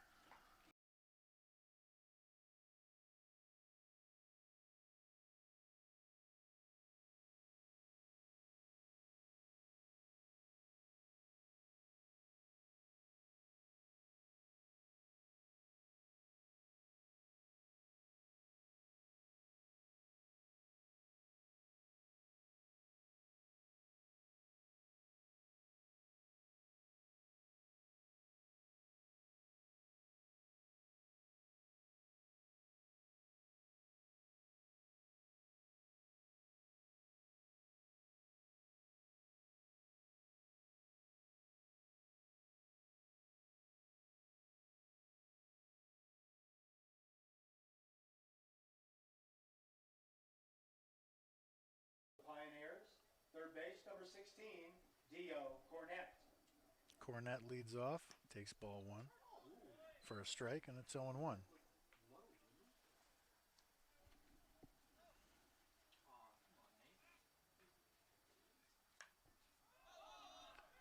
Popped up.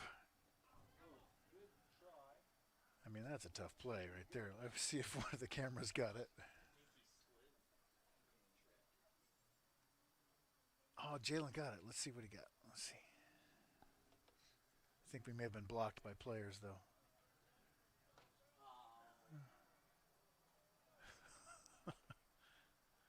It was awkward. Let's just say that.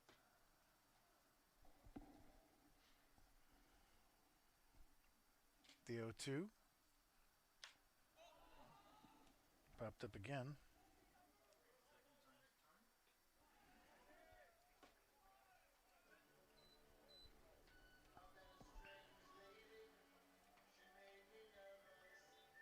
Left field, number 22, Sean Maple. Yeah, just a breaking ball right down the middle from Hurtado. Everyone reacted as if they didn't know that was a third out or something.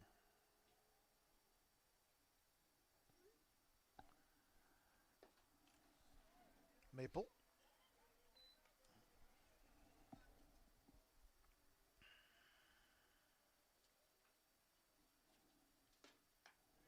Two and 0.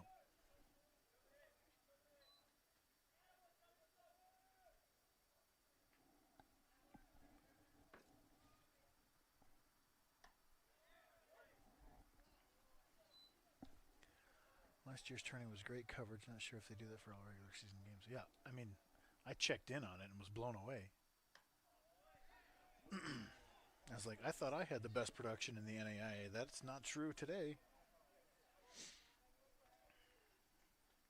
But it looked like someone had come in and, like a local news crew or something, and had set up a legit situation.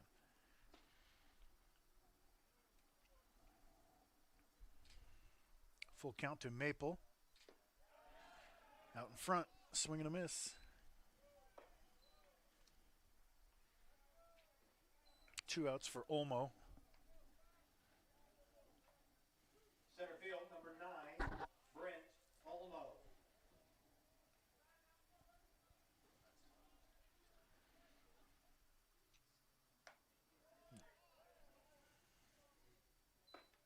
Called strike 1.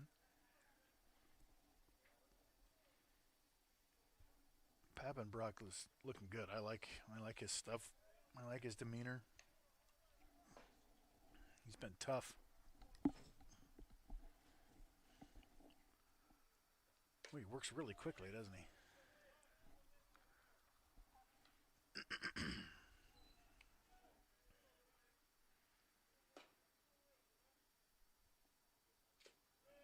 Good pitch, just misses in. 3-1.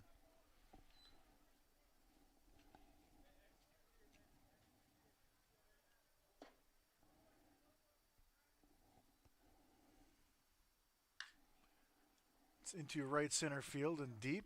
I think that's going to get gapped. No one is out there. They were playing him very deep and spread out. Just kind of just a normal fly ball into right center, but the positioning wasn't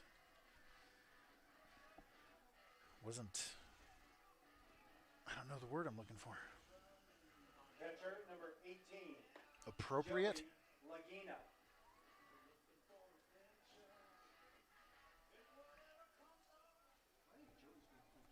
All right, Joey Lagina is looking for his first hit on varsity, right?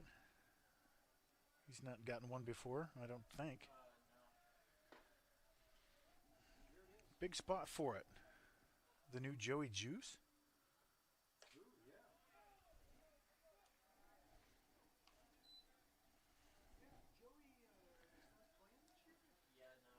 Good, yeah.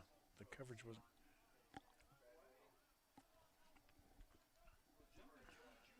I got a nice email from Joey Juice's dad. He said, Joey's not playing this year, but I appreciate the coverage, and you were nice to Joey and all that stuff. Like, yeah, great. Yeah, Joey Juice. Joey Calamayo. Two World Series homers for Joey Juice. And I think he hit 3 in his career or something like that. 2 of them were at the World Series.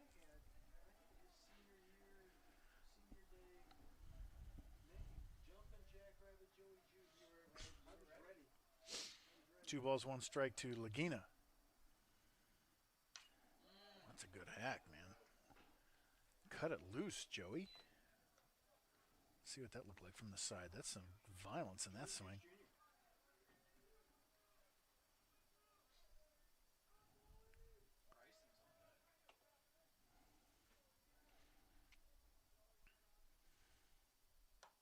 Misses up, full count.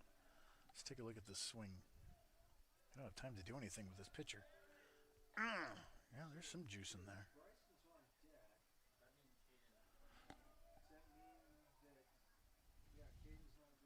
Welcome to the stream, Dave Helen. You watching from Saskatchewan there? Do you live up there?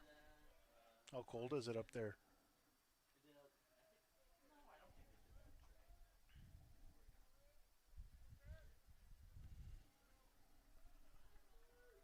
Full count, 2 outs. Lagina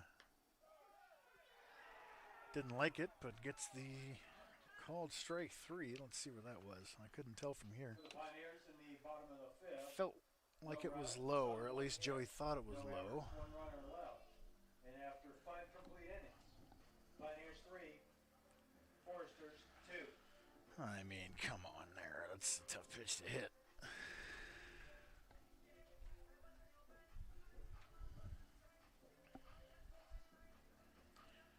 -5 up there in Moose Jaw.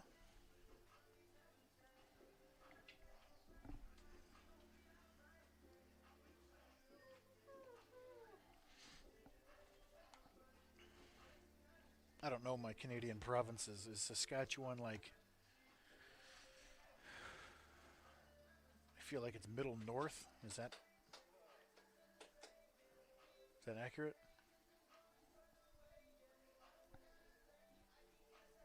Let's have a look.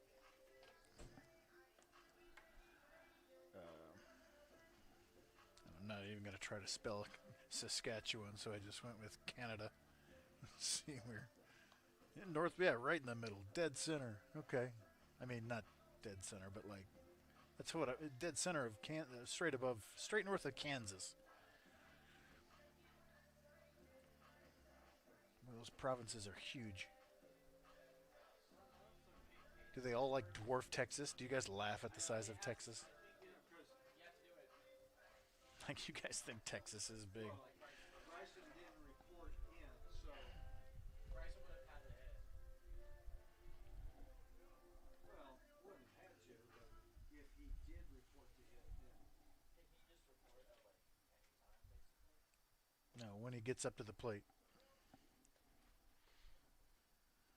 Leading off the top of the 6th for the Foresters, left fielder number 17, Dylan Helens are from South Central, y'all.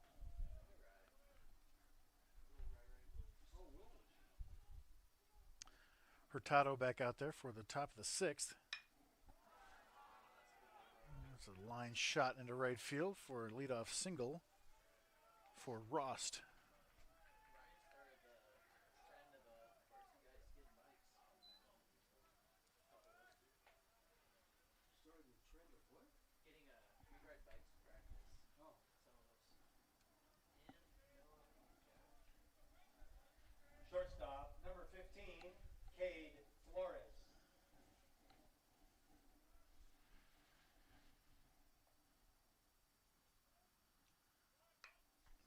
Bunt.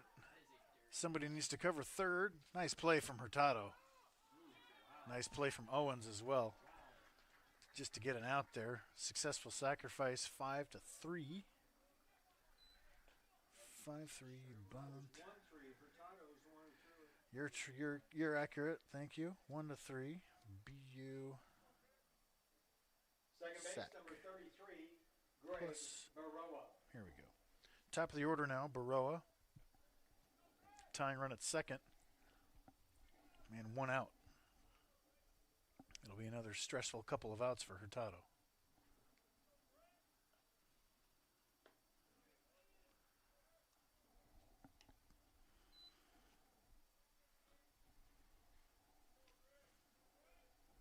Wilbers have a red glove last year? I believe so. I think he just got a new one. Down and in, 2-0. I've had the same glove since COVID. When they sent us. Yeah, Reese looked good today. That's what I spent it on.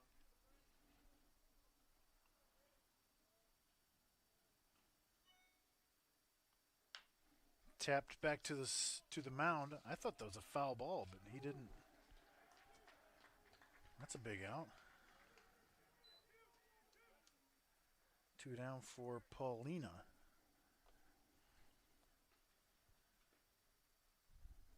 Let me take another look at that. Center field, number 7. He didn't act like it was foul. Obviously, it wasn't, but it felt like it bounced off his shin guard or something. Not at all. Just ate him up. Nasty. I said that the first time. No, I don't think I said Pico. It might have been. I think I said Paco. And then I went, what? Fix the count. Clear the count. Clear the mechanism. Oh, that was a strike. Name that movie. You baseball people out there. I'm surprised he didn't look up and just throw his hands up at you. 0-1. Paulina into center field. Oh, Mo can't get there. The throw to the plate. Oh, go ahead and let it come to you. Tie game.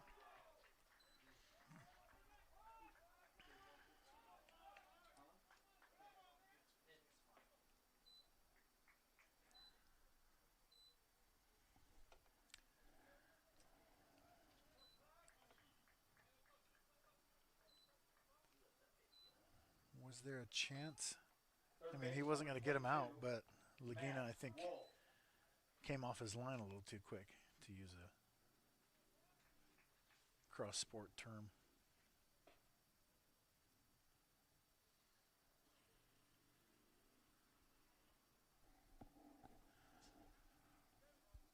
That'll do it for Hurtado. He did he get 4 outs or 3 outs? He came in with 1 out last inning, right? Yes, the sawing. So he got Oh my gosh. he got 4 outs if I that's the love case. this dude. So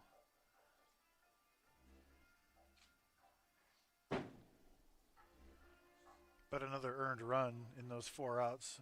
But still, that ERA is starting to come down a little bit. This is Ryan Wilwers.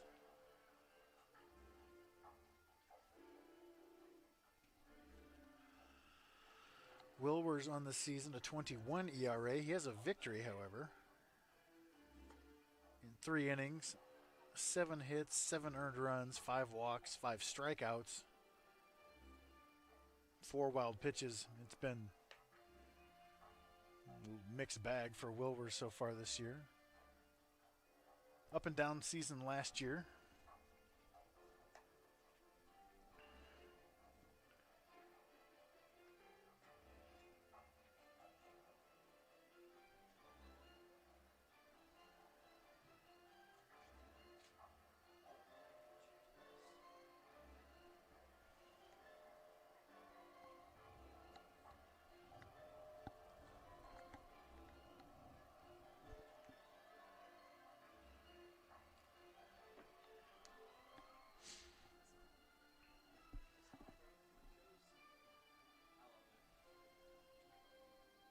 Ryan is kind of a psychopath. You mean that in a good way? Yeah, a good way. Oh, okay. Yeah, what do you keep? Yeah, somebody in the press box said, "Yeah, this is the Saw theme music." I have seen that movie actually. Yeah. So it's got to be a little concerning for the hitters. Now pitching for the Like, is this guy a Pioneers, psycho or? right-hander, number 7, Ryan Wilborn. Oh no, he's locked in. He's a little crazy, but we love him. Is this guy psycho? Am I gonna cut my own foot off here at the end of this?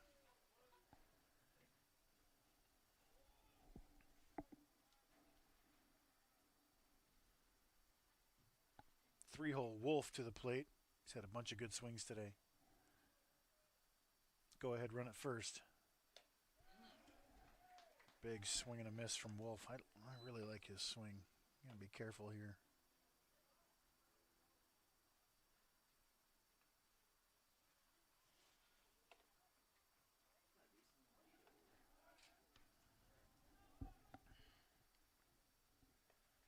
Man, that's some thump. There's some thunder behind that. Wolf last year hit .313 with 9 bombs. Wow, you guys hit a lot of homers last year. 3 guys with double digits. Runner goes. Throw to second is something. And it's 1-1, I think.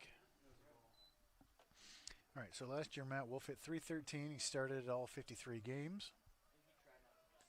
Or 53 of the 54. 9 homers, 15 doubles, OPS over 1,000. Boy, they could thump last year. The 1-1. Swing and a miss, ball in the dirt. Nicely blocked by Lagina. What pitch was that? Does he throw a split or something? I think he does. I think he's been working on that. Oh, that was disgusting. Counts 1 and 2, right? 1 and 2. Yeah, 1 and 2 on the count. Clear, and then 1-2.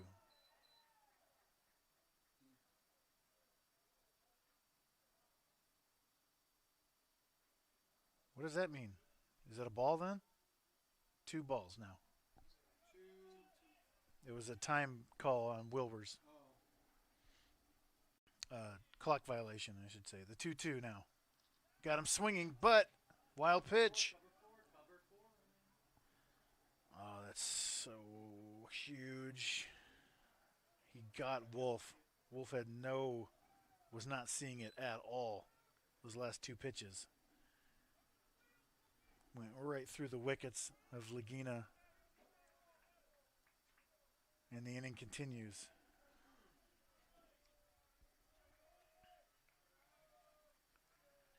How did Paulina get First the... base, number 3, Jordan Malott.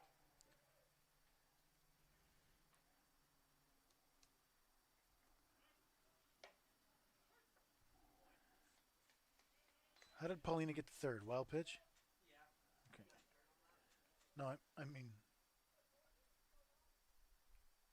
Oh, that was the same wild pitch? Yeah. I got you.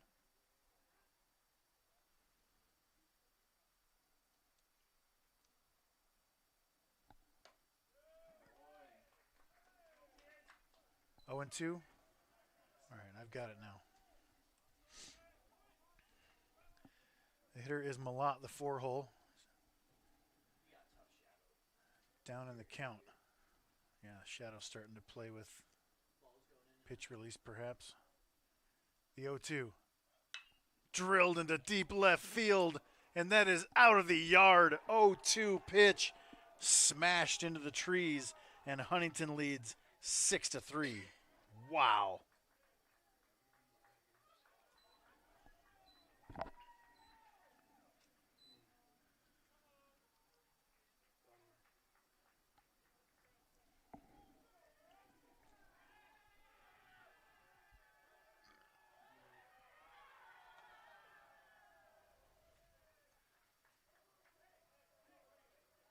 Designated hitter, number 18, Owen Immel. Pitch was supposed to be away. It was up and in. How did he hit that pitch? I got out in 0-2 up and in. That's impossible.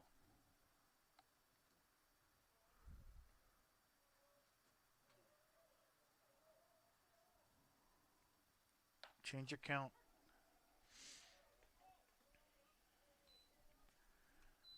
Wow, wow, wow.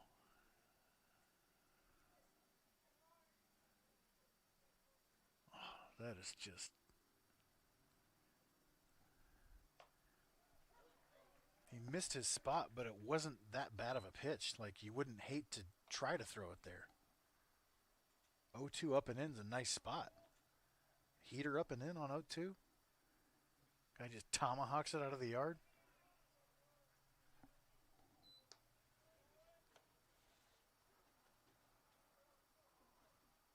I'll show it to you from the side here in a second.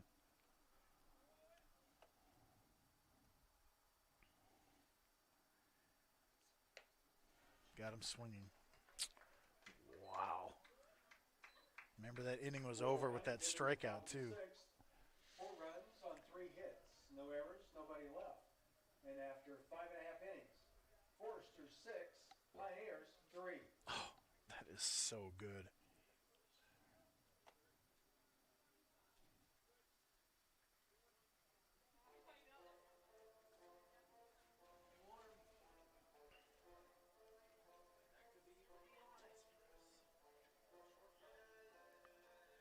Let's see how camera 2 did.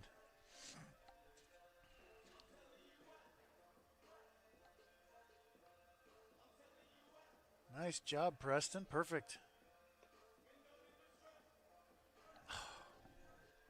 Okay, they've got a pitching change.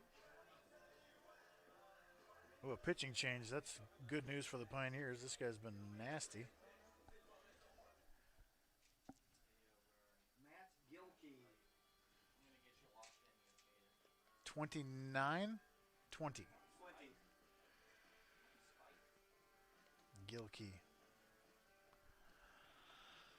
Okay, let's look at it from camera 1 again. I mean, I know this is just disaster for the Pioneers, but this was just next level bat speed and recognition. Short and quick, just boom. Oh. A little bat flip, he knew it. Oh, watch this. I mean, this is... That is so pure. And I think that's what I heard him say. What a moment. Wow. Am I crazy for being so effusive about this? Man.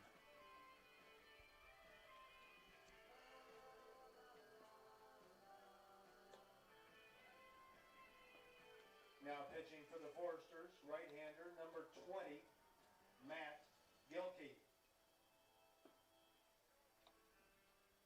Leading off the bottom of the 6th for the Pioneers. First base, number 35, Caden Owens.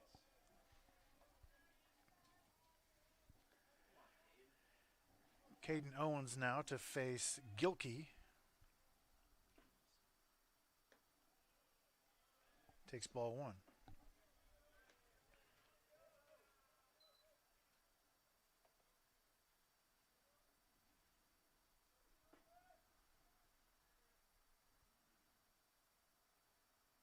Two and 0.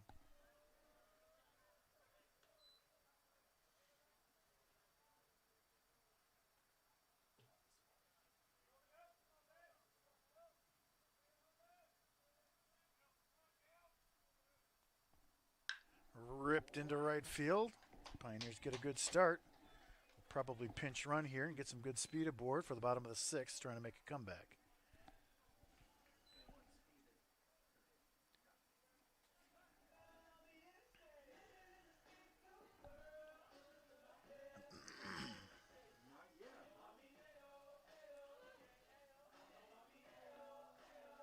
Second base, number 1, Drew Woodley.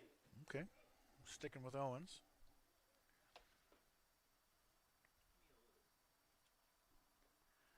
In the dirt, 1-0. Let's get some numbers for this pitcher, Gilkey. Gilkey was not on last year's stats. So this is his first appearance. Taken for a strike, taken all the way. 1-1 to Woodley. Woodley is 1 for 1 with a run scored.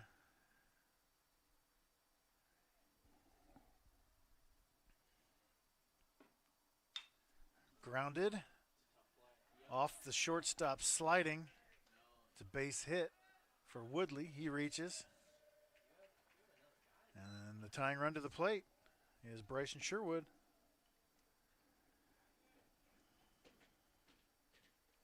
Shortstop, number 10, Bryson Sherwood. Woodley still yet to be retired today. He's 3 for 3 with walks.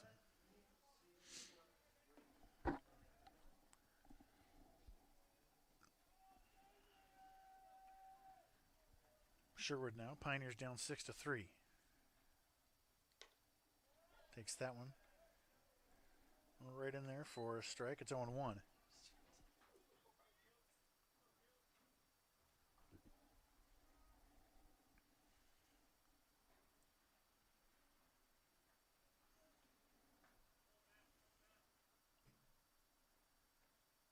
Drills him.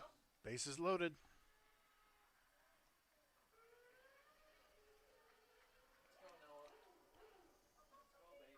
Come on, Noah Castillo. Get on time to 1. MNU Hall of Famer Rick Fields in the house. Designated hitter, number 25, Noah Castillo. Gilkey a little trouble in his debut. Single from Owens.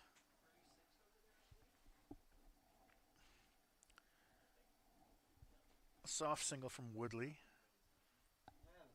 If he'd fielded that cleanly, he maybe had a shot at second, but that would have been a tough play too. And then hits Sherwood, and that brings up Castillo, who hasn't gotten going yet. Bases loaded.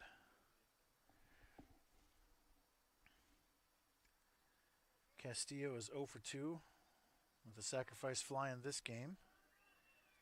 1 for 2 with 2 RBIs in game 1. But remember, that was just a check swing blooper into center field. It wasn't like he was all over it. He has not found it yet. When he finds it, he goes crazy. First pitch to him. Taken down. Castillo came in as a freshman and was put right in the middle of the lineup pretty much from the get-go. Had a really solid freshman year. Got super hot in the postseason and really bumped his numbers up last year. Same situation. Just been really solid. High 300s. Good called strike there. 1-1. High 300s both years. 10 homers each year.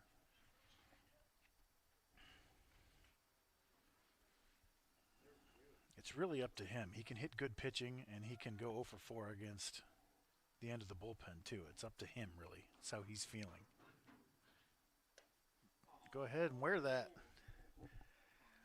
I was the same way, man. I'm getting out of there. It hurts. No, I'm not gonna lie. When it's cold, I wouldn't stand it's there chilly.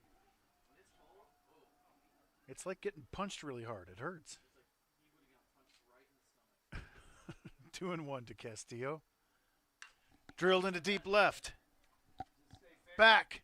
Track. Stay fair. Wall. Foul ball. Ooh, I couldn't tell from here. That was so close.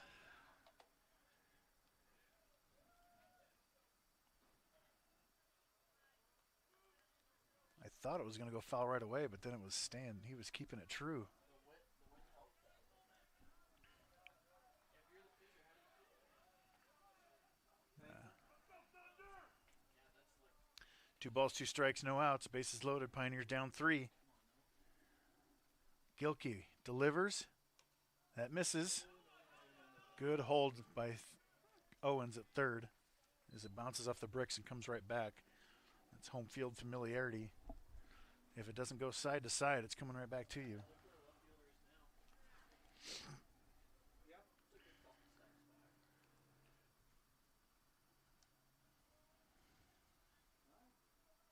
like to see a gap to hit left center, maybe over the Pioneer baseball side. I think he could do what Javi did last year, how he hit the Essendon Stadium. Ooh. That one Javi hit was insane. Wait till he comes back. Bottom 6.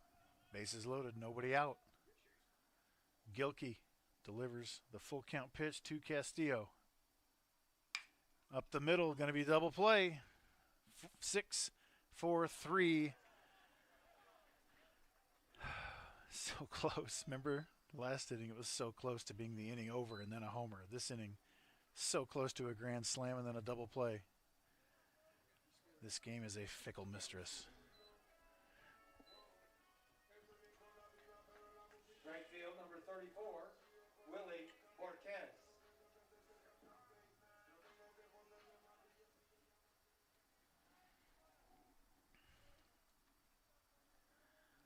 Willie Borquez, the tying run.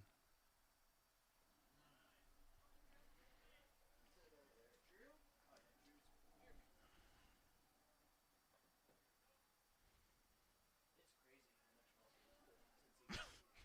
Drew? yeah. Yeah, he's thick. He uses. He was a real scrawny dude in high school.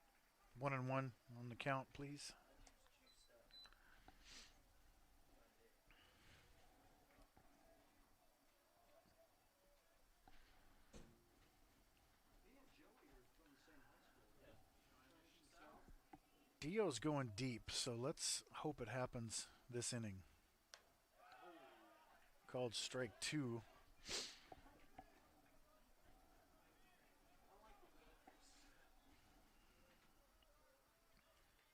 Borquez in a hole. 1-2. Tying run at the plate. 2 down. Runner at third.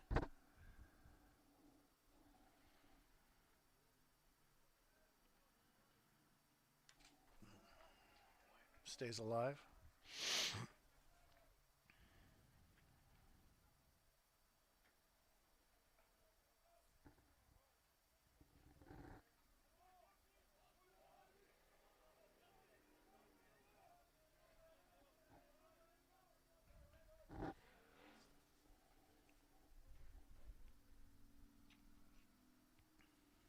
Another 1-2.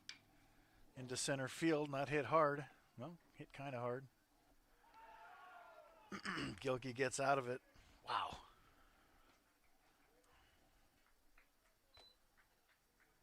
For the Pioneers in the bottom of the 6th.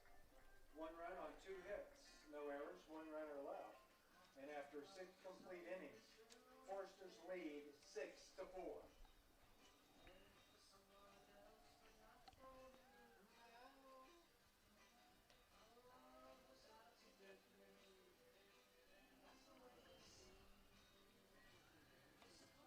Let's see Castillo's reaction to that foul ball. Boom, boom, boom, boom, boom. Boom, boom, boom, boom, boom. Everyone's like, uh-oh.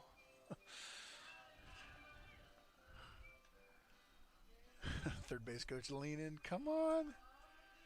Come on.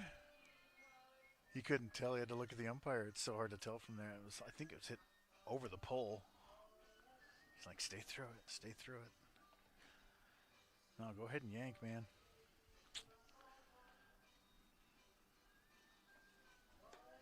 What did the pitcher do? We have a change of catcher. Amy.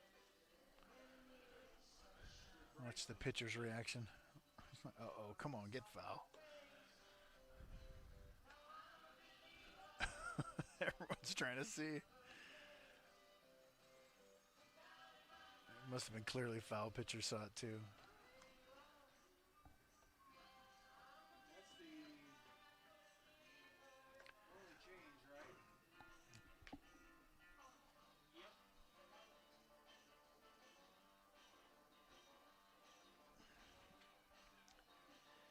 Bryson Hamilton in the game behind the plate for the Pioneers.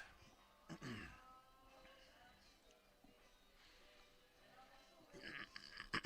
catching for the Pioneers, number 29, Bryson Hamilton. Leading off the top of the seventh for the Foresters, catcher number 24, Ryan Wheeler.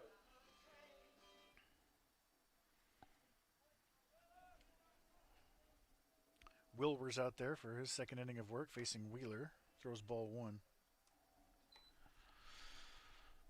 These teams will match up again tomorrow at noon for a single 9-inning game. Swing and a miss.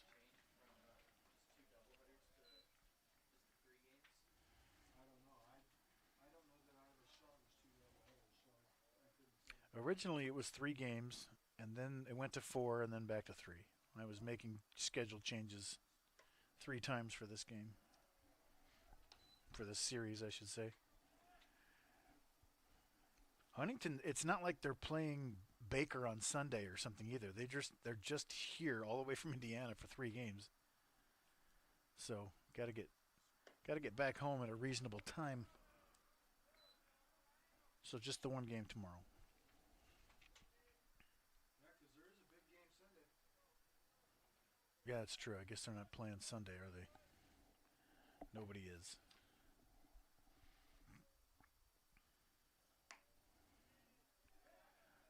Five-pitch walk to Wheeler. Leadoff base runner for the Foresters. Okay, courtesy runner is 37.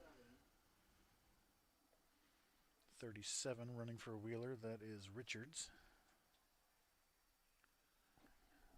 Courtesy runner at first base for the Foresters, number 37, Parker Richards. Now batting right fielder, number 1, Bryce Deckman.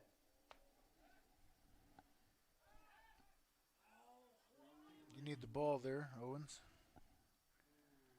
He was showing the umpire an empty glove like, I got him. Looked like he was going to be out. I'll try to make my switches better. Wilbur says a quick move.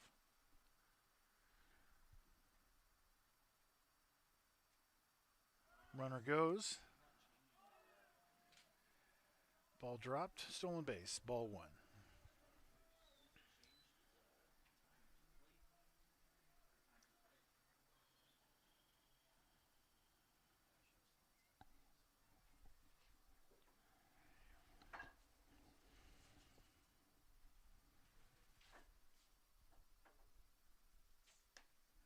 Delayed steal. What happened there? I was trying to switch cameras.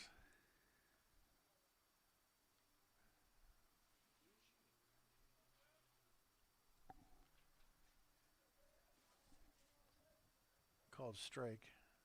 Oh, he just rushed that throw.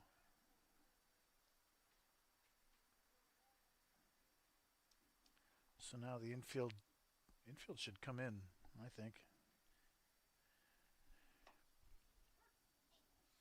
What? He called that a strike? Yeah. What are you talking about? He went down to block it, didn't he? No, he slid. He like slid over.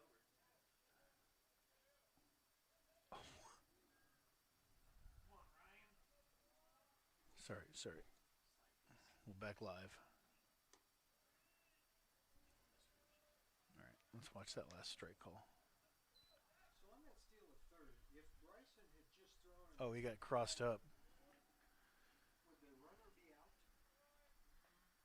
because of interference? I do not know the answer to that. No, I don't think so. Runner should have the right of way there, right? If the batter is still in the box, then he can. He's chill. But Oh, you're talking about the hitter? Sorry. Yeah, if the catcher throws the ball to third and he hits the batter, Infield does come in, full count, nobody out.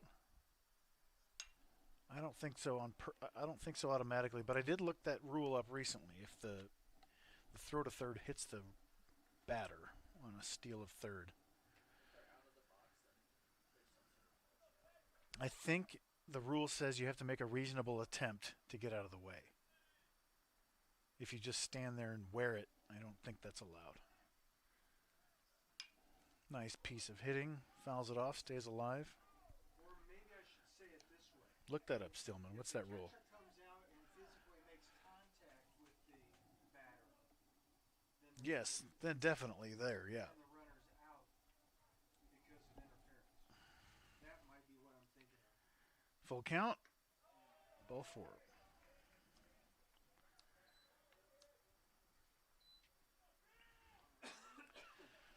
Okay, we got a pinch hitter. 12 is the pinch hitter, hitting for Rost. Clarkson. Cam Clarkson. Now batting for the Foresters, number 12, Cam Clarkson. This appears to be his first appearance for the Foresters.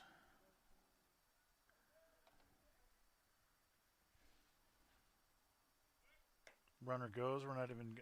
What the heck are we doing? If you're not going to try to throw him out, don't throw it at all. Ball or a strike? I don't know.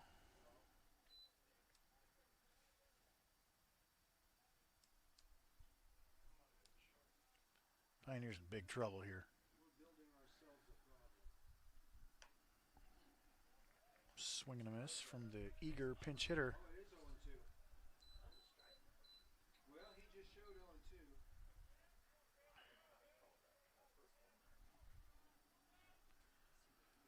0-2. Infield comes in. Swing and a miss. Wilvers blows him away. And one big out.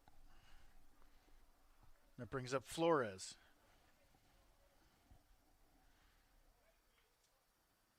Shortstop, number 15, Cade Flores.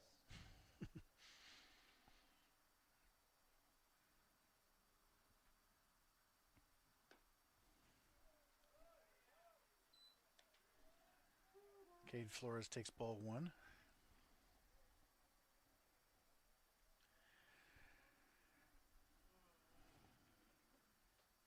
Did you make up a new profile to make these popped up?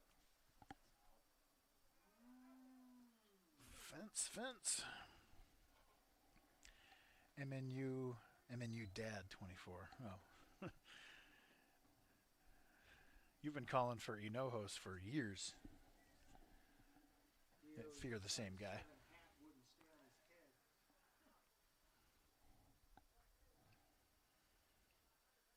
head. Yeah, it's a tough spot. All these catchers, they got different strengths and weaknesses, and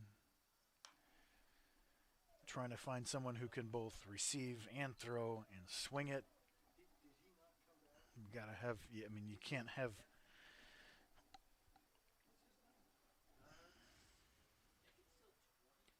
Oh, 24. Never mind. I was a little bit brain dead.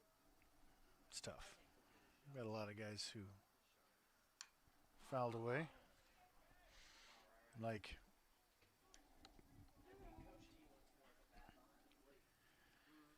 Hamilton has some juice, but there's not a lot of contact. There's some power there. He's gotten better with receiving. The 1-2. Give me that. What? Did he not know the a big strikeout? Yeah, that was a weird strike three call. Am I right? Second base, number 33, Greg Baroa. All right. Pioneers are still in this game. Second and third, 2 outs, top of the order. I don't think he knew what the count was. Fouled away. Wilvers has plenty of good stuff. It's just his issue of control is where the problem arises. But when he's on, he's really tough.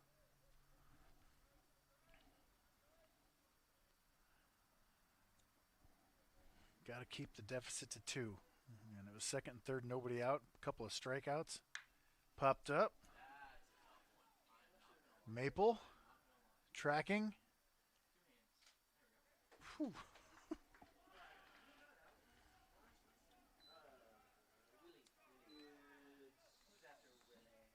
Cornet's up. For the Foresters in the top of the 7th, no runs, no hits, no errors, 2 runners left.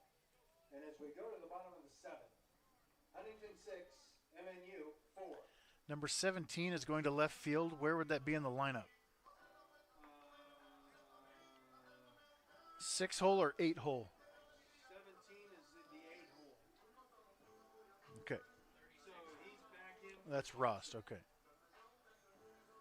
And then the catcher is back in the 6-hole, 24. Wheeler. And it's a different pitcher. Meisner. Pitching is 36. And that is Meisner. Max Meisner. All right, last chance for the Pioneers. We've got Dio, Cornett, Sean Maple, Brent Olmo, and Bryson Hamilton.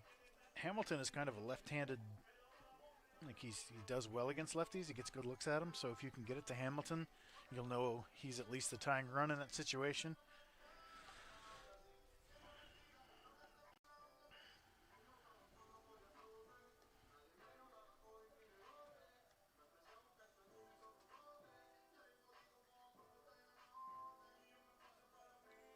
Now pitching for Huntington, number 36, Max Meisner. Leading off the bottom of the 7th for the Pioneers, third base, number 16, Dio Cornett. Meisner in, trying to get the save. First pitch taken for a strike. It's 0-1.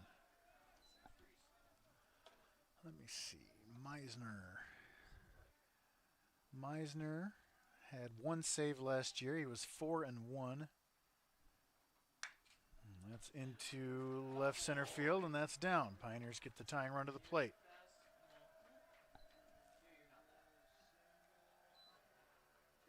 Let's go, Sean. Get that ball in the air. Keep it off the ground. This right Left here. field, number 22, Sean Maple. Let's see. So last year, Meisner. I'm trying to find this. You smelling a 6-6 ball game right here? I am not, but let's see. Not with Sean. 5.91 ERA, 21 innings, 17 hits, 36 strikeouts. Really good numbers there. Ball 1 to Sean Maple. I wasn't watching. I thought it looked low.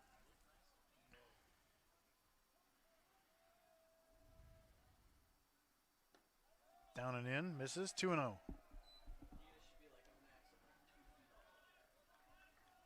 of like 2 feet off.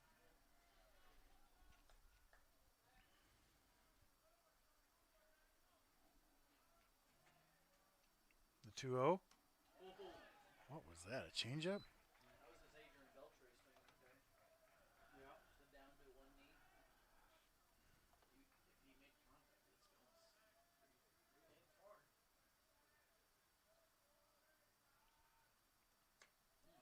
3-1.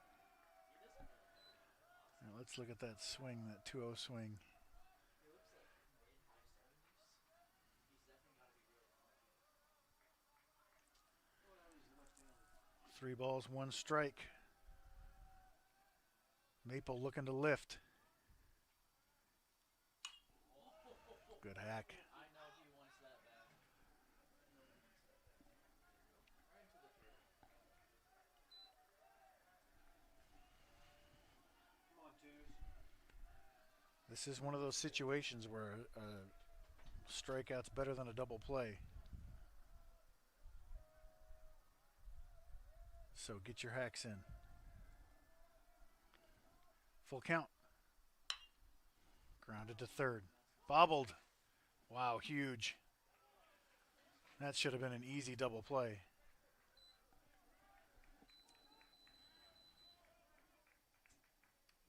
I still think he had time to get Cornette if he wanted, but he bailed and went to first. Now the tying run. Still at the plate, Olmo. Center field, number 9, Brent Olmo.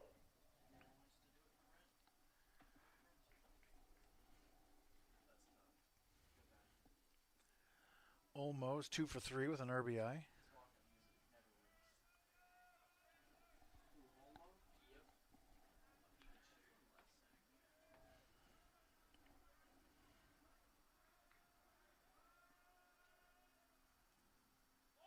Squares to bunt, pulls it back, takes the ball. It's 1-0.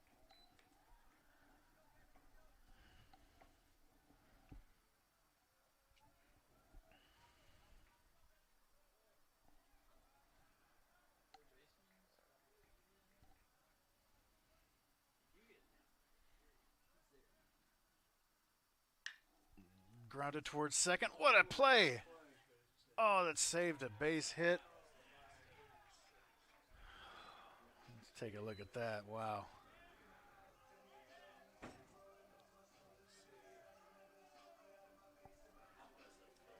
Catcher, number 29, Bryson Hamilton. Web gem. Bryson Hamilton will be looking to do one thing, and that's what he always looks to do at the plate. Leave the yard off a lefty. Called strike one.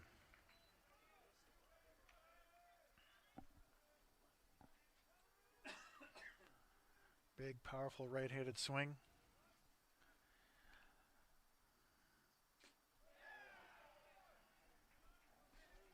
But there's a lot of that with the power.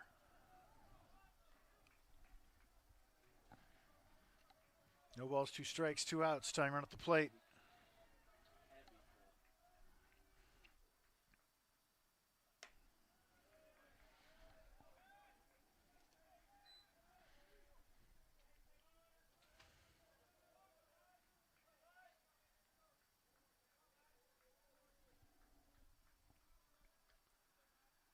Another 1-2 from Meisner. Called strike 3. Huntington takes game 2. For the Pioneers, in the bottom of the 7th, no runs, 1 hit, no errors, 1 runner left, and Huntington wins game 2. The Pioneers and the Foresters. Let's see. Hamilton didn't like it. Tomorrow, right here in Robbie Jones Field. Looked at Dixon good enough from Stadium. here, but let's have a First look. pitch scheduled for 12 o'clock noon. It's pretty unhittable.